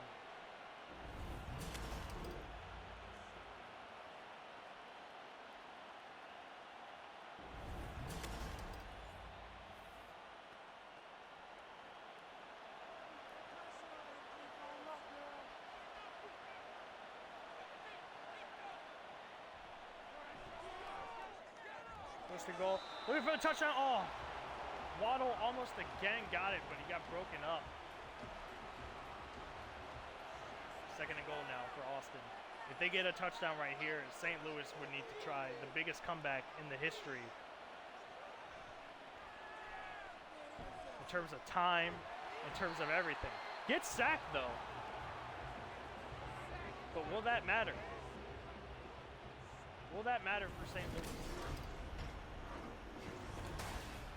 Odeynbo with the sack to Sam Howell. So it's 3rd and goal, and I believe it's on the 19-yard line?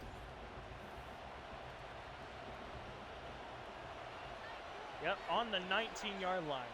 They need to get a touchdown. Right here, but Chris Jones coming in with a sack. Gets it down to the 26. And St. Louis stopped them, but that will not stop Matt Gay from coming out and kicking this field goal. Making it a 10-point game. And he gets it.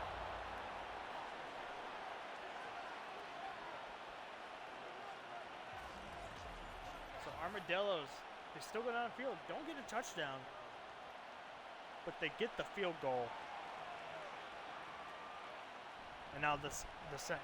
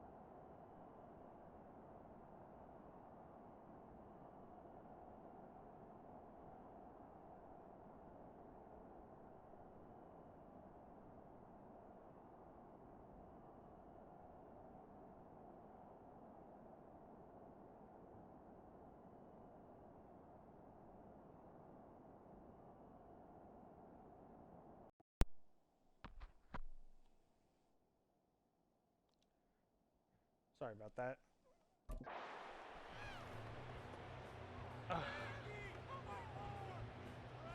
Alright, I'm assuming incomplete pass again. What else to do?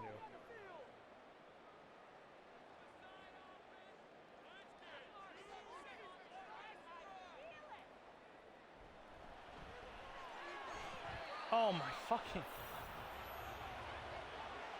Justin Herbert, what the fuck are we doing, man?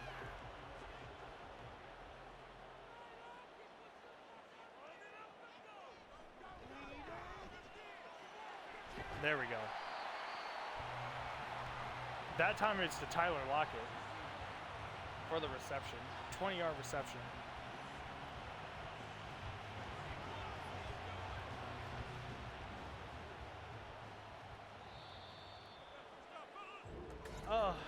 And with that, we're down to the last quarter of the conference championships. Sentinels are down 10 points, so they need a 10-point comeback to tie it.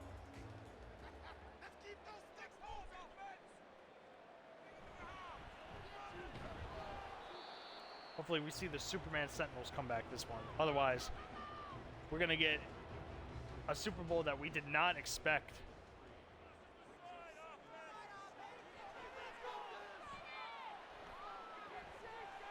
Passes it to Okonkwo. He gets just inside for the first down.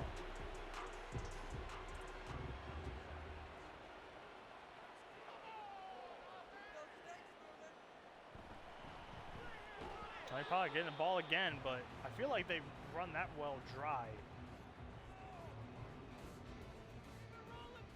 Especially now, you know, you're down 10 points. You need to start getting into scoring range. Pass down. Team sacks. They've ranked. Is that fourth to last? They ranked bottom 5 in sacks, and they've already got 4 today against the #1 team. Oh, but Okonkwo knows in the middle. Oh, and he almost gets the touchdown. He was so wide open, and he had the fairway, but the defenders get there just in time. And Okonkwo with the catch that could turn it around for the St. Louis Sentinels. If they can't get a touchdown here, I don't even know what to say. Just give it to Pollard. Pollard, oh my God, juking it so many times. What was the point of that?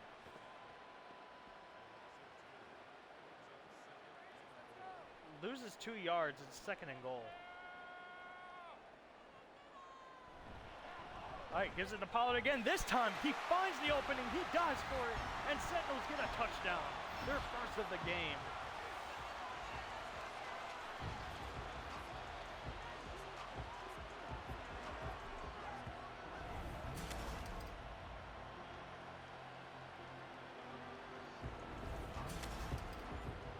And the Sentinels are back in it.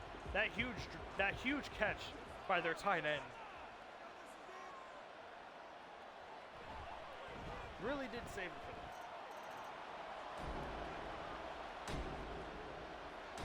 And Sentinels kick it off.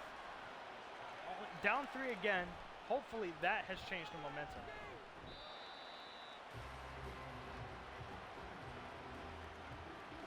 But Sam Howell will come back out on the field.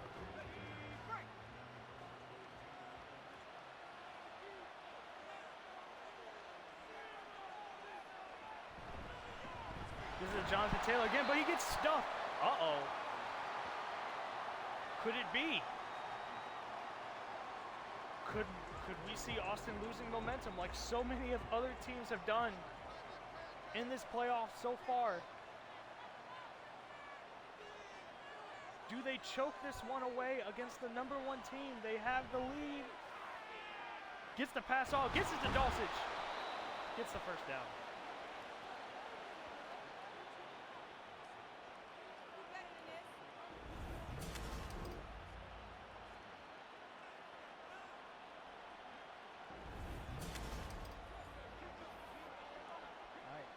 Austin choosing not to back down without a fight.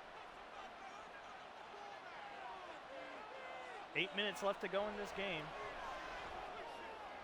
Oh, and he gets it down the middle to Waddle. Austin not playing around here. They are already basically in field goal range.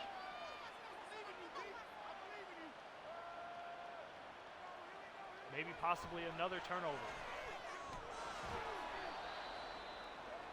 Instead, tackles him for 3 yards. 3-yard pickup, I should say. Foster Moreau. Gives it to Jonathan Taylor again. Oh, a flag on the play. Is that a holding? It is a holding. The first flag of the play, or the game. Is that the first flag actually of the 2 games? Did we have a flagless AFC Championship game? Huh.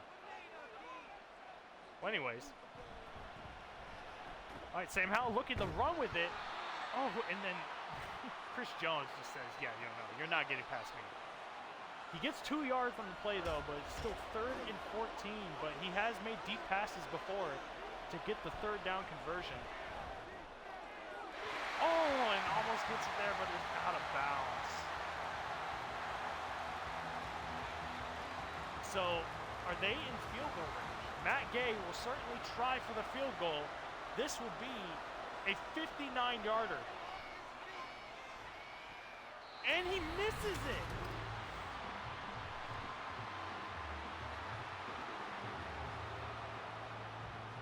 Matt Gay misses the field goal from the long range.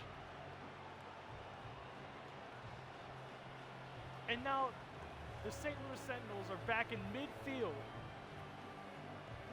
They're only down by 3 points. A touchdown would make it so that Austin would have to score 1.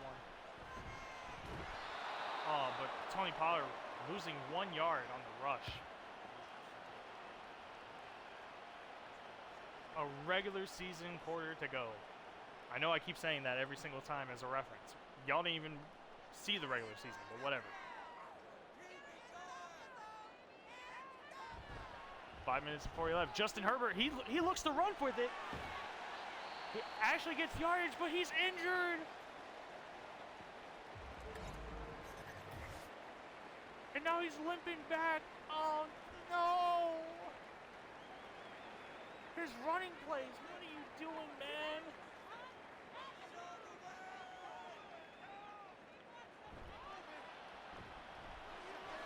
All right, Jimmy G passes it down the middle for Rashad Bateman.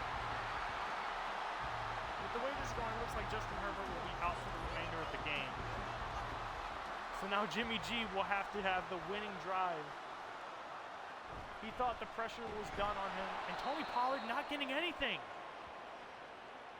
Tony Pollard was the best offensive tool this game so far, but nothing.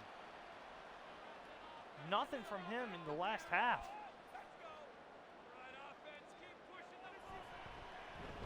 Oh, now Jimmy G's gonna run with it. Oh, and he fumbles it. But St. Louis recovers it. Oh my goodness. These quarterbacks need to stop running with the ball. They just need to stop. Jimmy G looking back to pass, 3rd and 11.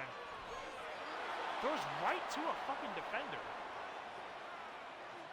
And the St. Louis offensive woes, funny enough, continue once he's out in the field. But they're going for a 34. Well, a field goal on the 34-yard line. This would be like a 49.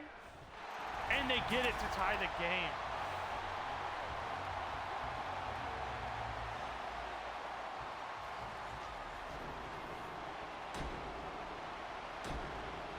So the Armadillos will have 4 minutes left. They're going to be running a 4-minute offense. Just to run out. Oh, they fumbled the ball! And the St. Louis Sentinels get it!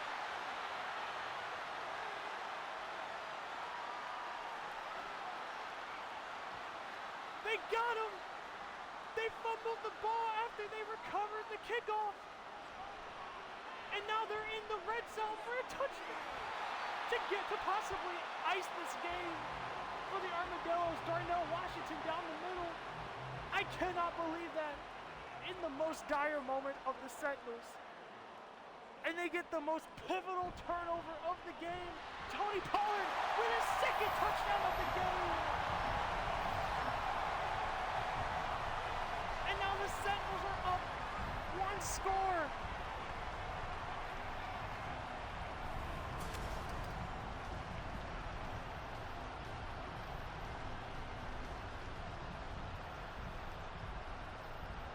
St. Louis.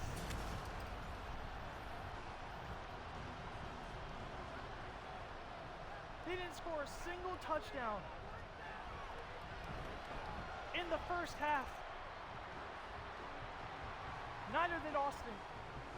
But now they've gone 2. And they're up 1 score against Austin. Now Austin, it's their move. 3.5 minutes left. Yeah, they didn't want to risk the fumble. So they just touched it back.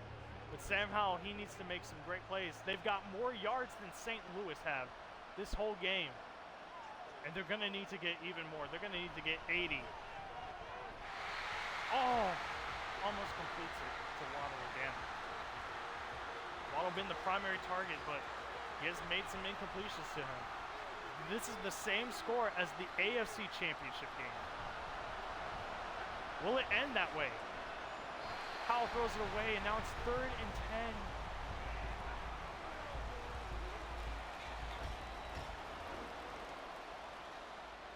They need to get this first down here in order to have any chance. Oh, Dawson drops it. He drops the most easy catch. That could have been it for the 4th down. And now Austin, they're electing to punt. I mean, rightfully so. You don't want to try to risk it in your own territory here. Your best bet is to just stop this offense.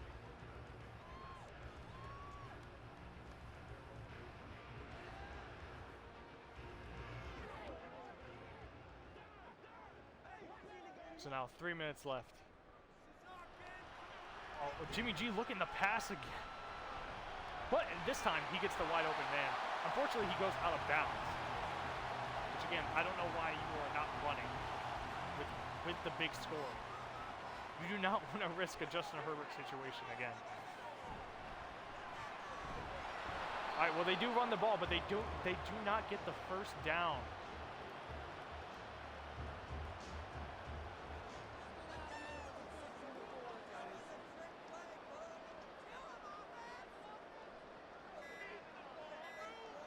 Down the play clock to 2, going deep down the field. I don't know why you're even trying that. Just make sure you get the first down and win this game. But now they're going to punt, and Austin's going to get another opportunity.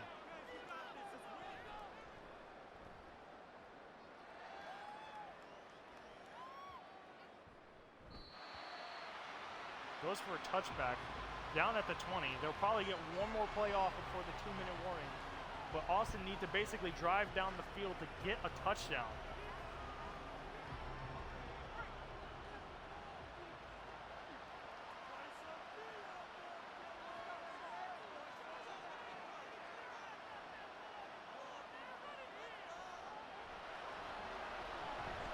Sam Howell going back, going deep. Oh, it doesn't complete it. That was to Nico Collins. Can still do another play before the 2-minute warning.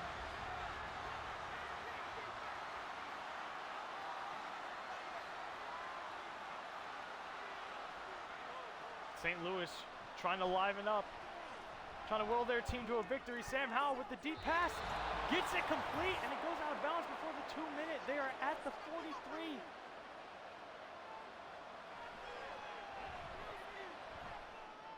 Sam Howell, oh, incomplete, intended. I don't know who that was intended for. But it's getting run down by a defensive line. And it's 2nd down. They need a touchdown to tie this game. Going down the field, and it's intercepted!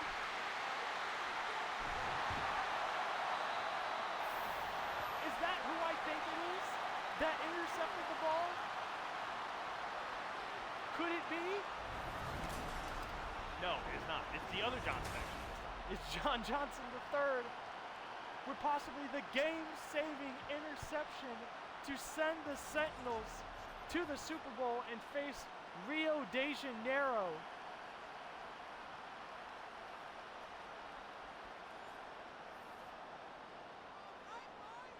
Now they just need to run the ball. No risky plays here. Yeah, okay, give it to Pollard. Austin will use timeouts.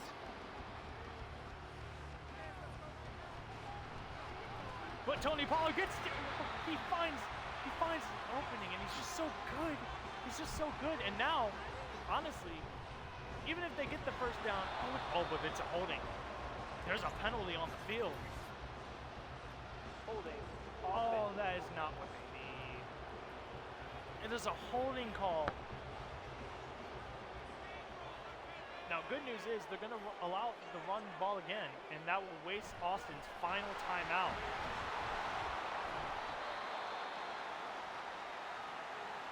So Austin will have a chance to get the ball again, but this time with less time.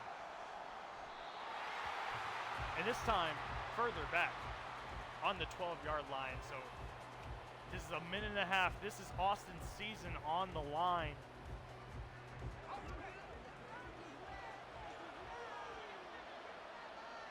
Can they do it? Can they upset the number 1 seeded St. Louis Sentinels?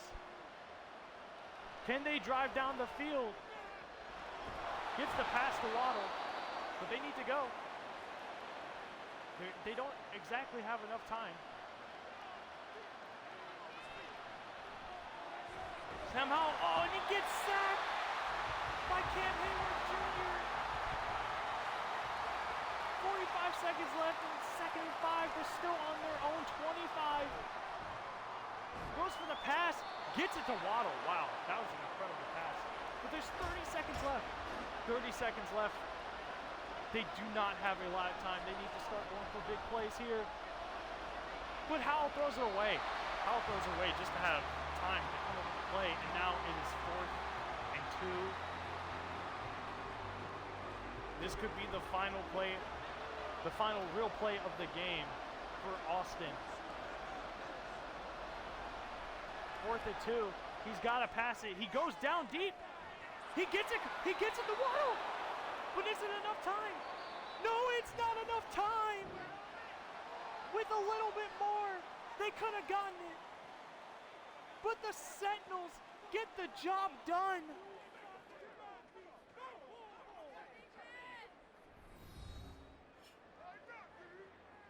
In a game that could have been an upset, that could have been so bad for Sentinels, they have literally tried to lose this game. But the number 1 seed Sentinels, destined for greatness, have now gone to the Super Bowl, and they will face the Rio de Janeiro Riverhogs. A battle of the blue and gray in Relocated's final game of the season. Austin, they put up a good fight. They really did. Now I want to see the injury report if I want to see the devastation.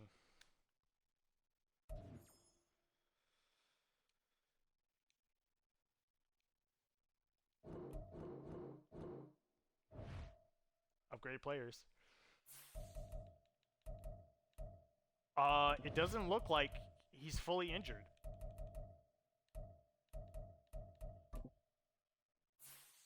No, he is not. Oh my goodness.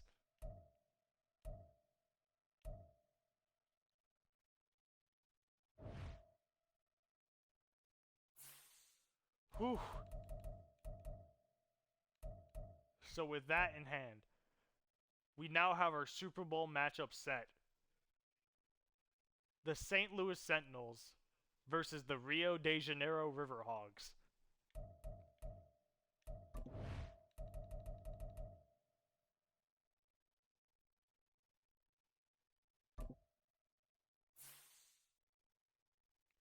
Let's look at the injury report, because this will determine who will make the biggest game of the Relocated series. This is season 0, but this will still count towards future seasons.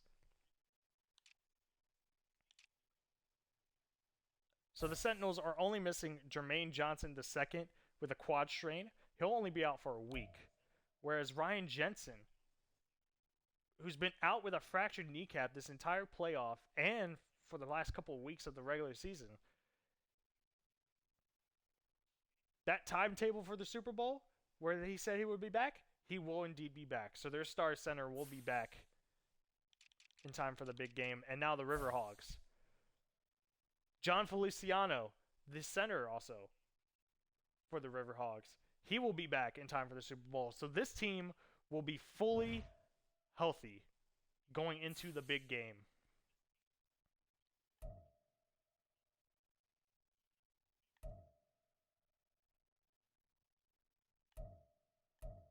So both number 1 seeds have made it to the Super Bowl. But now we get to do something fun. Well, I don't know if we can do it, but I actually want to see who's in the Pro Bowl. First, let's view the weekly rewards. In the conference championship final, we have our top players of the week. NFC Offensive Player of the Week is Tony Pollard with 23 carries and 88 rush yards, going for 2 rushing touchdowns, 3 receptions for 19 yards. And the NFC Defensive Player is Reed on the Austin Armadillos with 8 tackles, an interception, and 2 forced fumbles. And the AFC Offensive and Defensive have all been on Rio. Dalton Kincaid, the tight end, he got 7 receptions for 63 yards and a touchdown. Williams, the defensive tackle, has gotten 4 tackles and 4 sacks. So incredible from both Rio and St. Louis.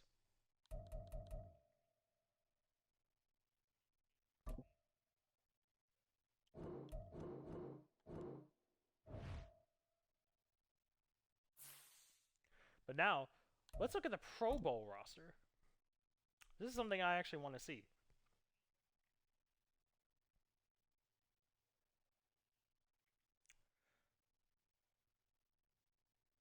So, your best quarterback in the NFC is Tua Tagovailoa, next to Deshaun Watson and Gardner Minshew.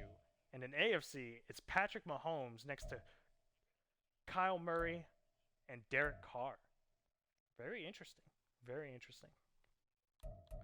Your running backs for both the NFC and the AFC. Christian McCaffrey, followed by Aaron Jones, followed by David Montgomery. And then AFC is Josh Jacobs, DeAndre Swift, and Javonte Williams. Wow, that's crazy. So, Josh Jacobs on the Lumberjacks, Swift on the Pioneers, and Williams on the Mounties. Wow, that's crazy. Fullbacks, D. Smith and K. Allen. Considering that there wasn't really fullbacks in this game. Whatever. NFC, wide receivers. 5 of them. Tyreek Hill, Puka Nacua. Tyreek Hill off the Nighthawks. Nacua on the Oilers. Cup on the Steamers. Stephon Diggs on the Desperados. And Jameson Williams, I don't even remember the team he was on. But on the AFC side, you got Mike Evans, DK Evans on the Dreadnoughts, who will soon become the Blues. DK Metcalf, who was on the Columbus Caps. DeAndre Hopkins on the Redwoods. Amari Cooper on the Golden Eagles. And then Mike Williams, I believe, on the Lumberjacks. So on the NFC side, Tommy Tremble, the best tight end. Opposed to AFC, David Njoku. And then Mike Gesicki on the NFC and Kyle Pitts on the NFC. Then you have Jonnu Smith and Michael Mayer on the AFC. Then you got the defensive players: Wirfs, right? Thuney, Jenkins, Ragnow, Linderbaum, Scherf, Lindstrom, Johnson, and Pinay Sewell. On the AFC, you got Williams, Armstead, Smith, Nelson, Kelsey, Kelly, Cosme, Miners, Onwenu, and Moton. On the defensive side, you got Bosa, Graham, Donald, Young, Chase Young, wow, Payne, Hargrave, Allen, Gardeck. I mean, I'm not gonna go through all these fucking names. I just want to see the roster.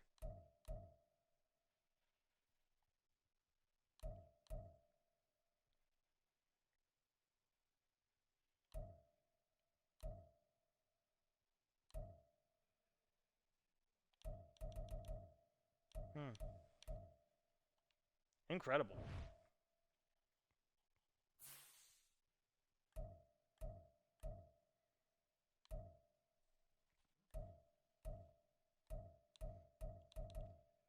Man, turnovers have really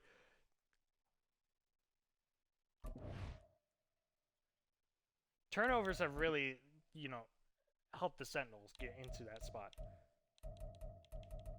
You could argue the Elks could have also made it in there, but the Sentinels were really just like shooting themselves in the foot. And they're doing that this whole playoffs, and they need to stop.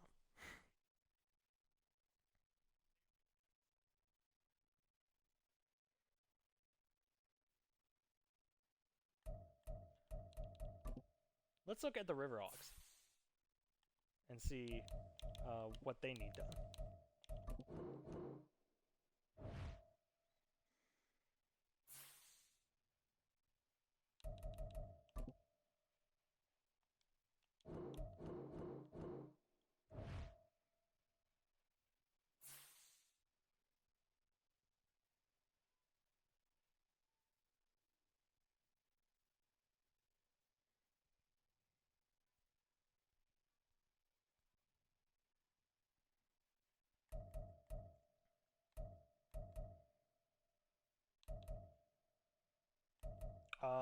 Let me just make sure the yearly rewards are good.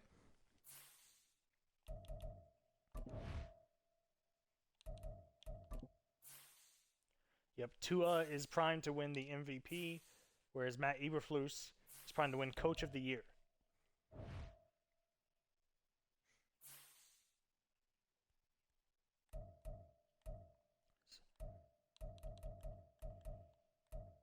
All right, so now that we saw all that,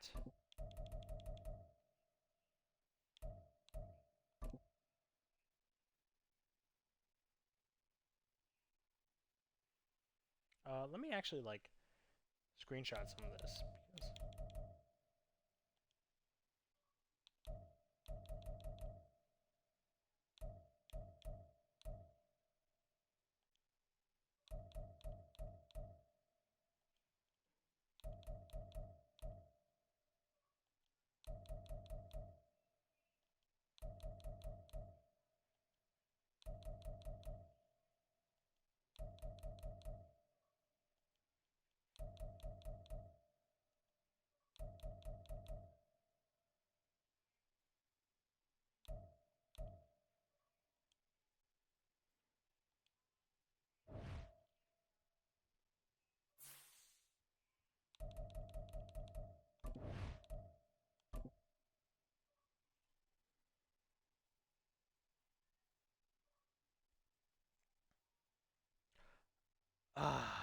Okay.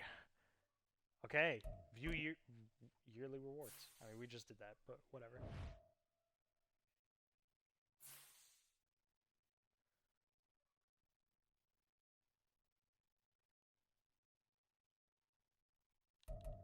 All right. Let's upgrade the players.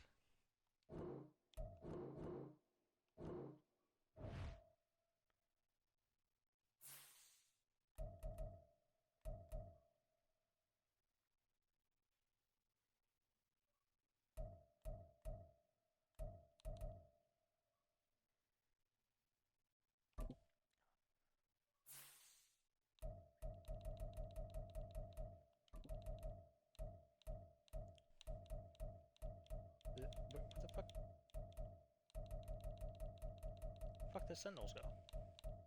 Huh? Oh, they're down here now? Jesus Christ.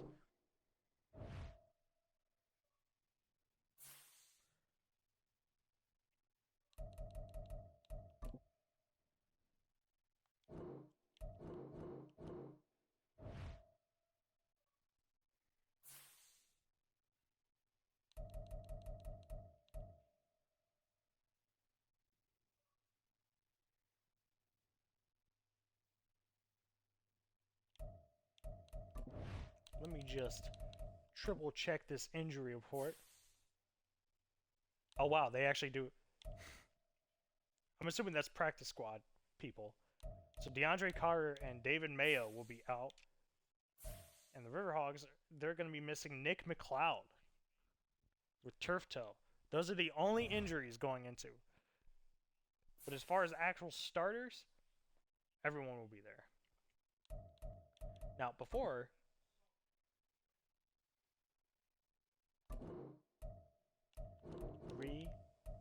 we get into anything, let me save.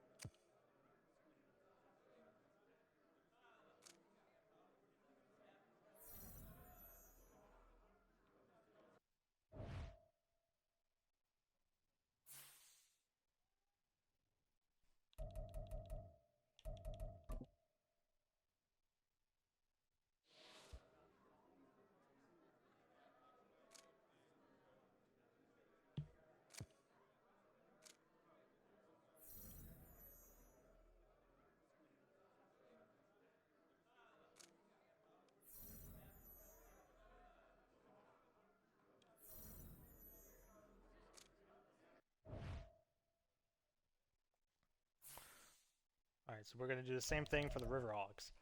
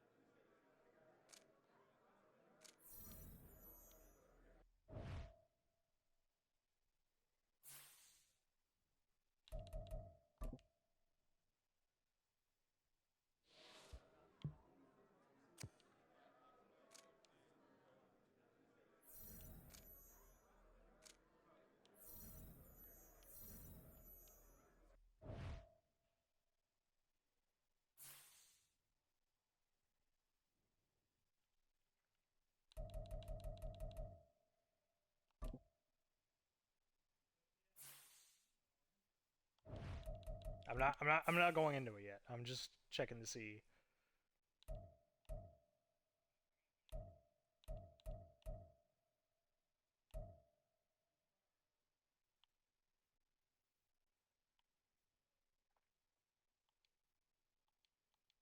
I just want to see the outfits so that way like because both of them are blue teams. If this was like any other team in the Super Bowl, I wouldn't even have to be worried about this, but because they both have similar colors.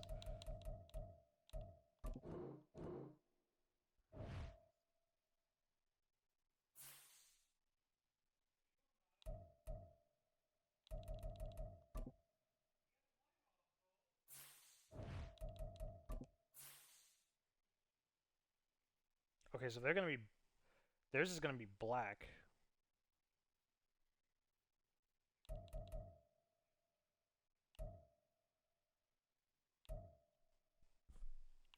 Do they not have white pants?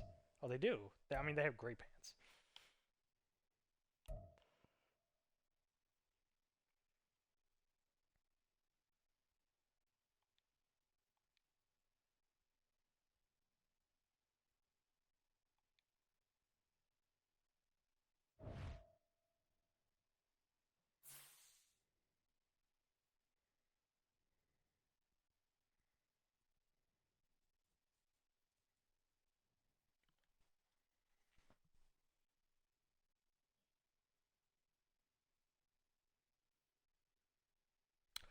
All right.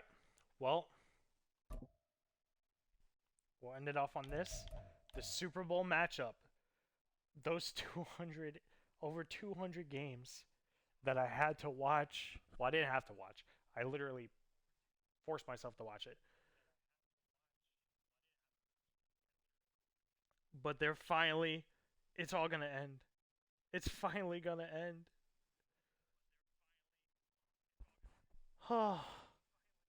It's going to end with either the Rio de Janeiro Riverhogs or the St. Louis Sentinels. And fuck this. I'm waiting for Black Ops 3 or Black Ops 6. I'm going to end the stream, but I'm going to be taking a little bit of a break. I don't know how long that break's going to be. It'll probably be like at most an hour. But I will be back and I'll be streaming Black Ops 6. Until then, we're out.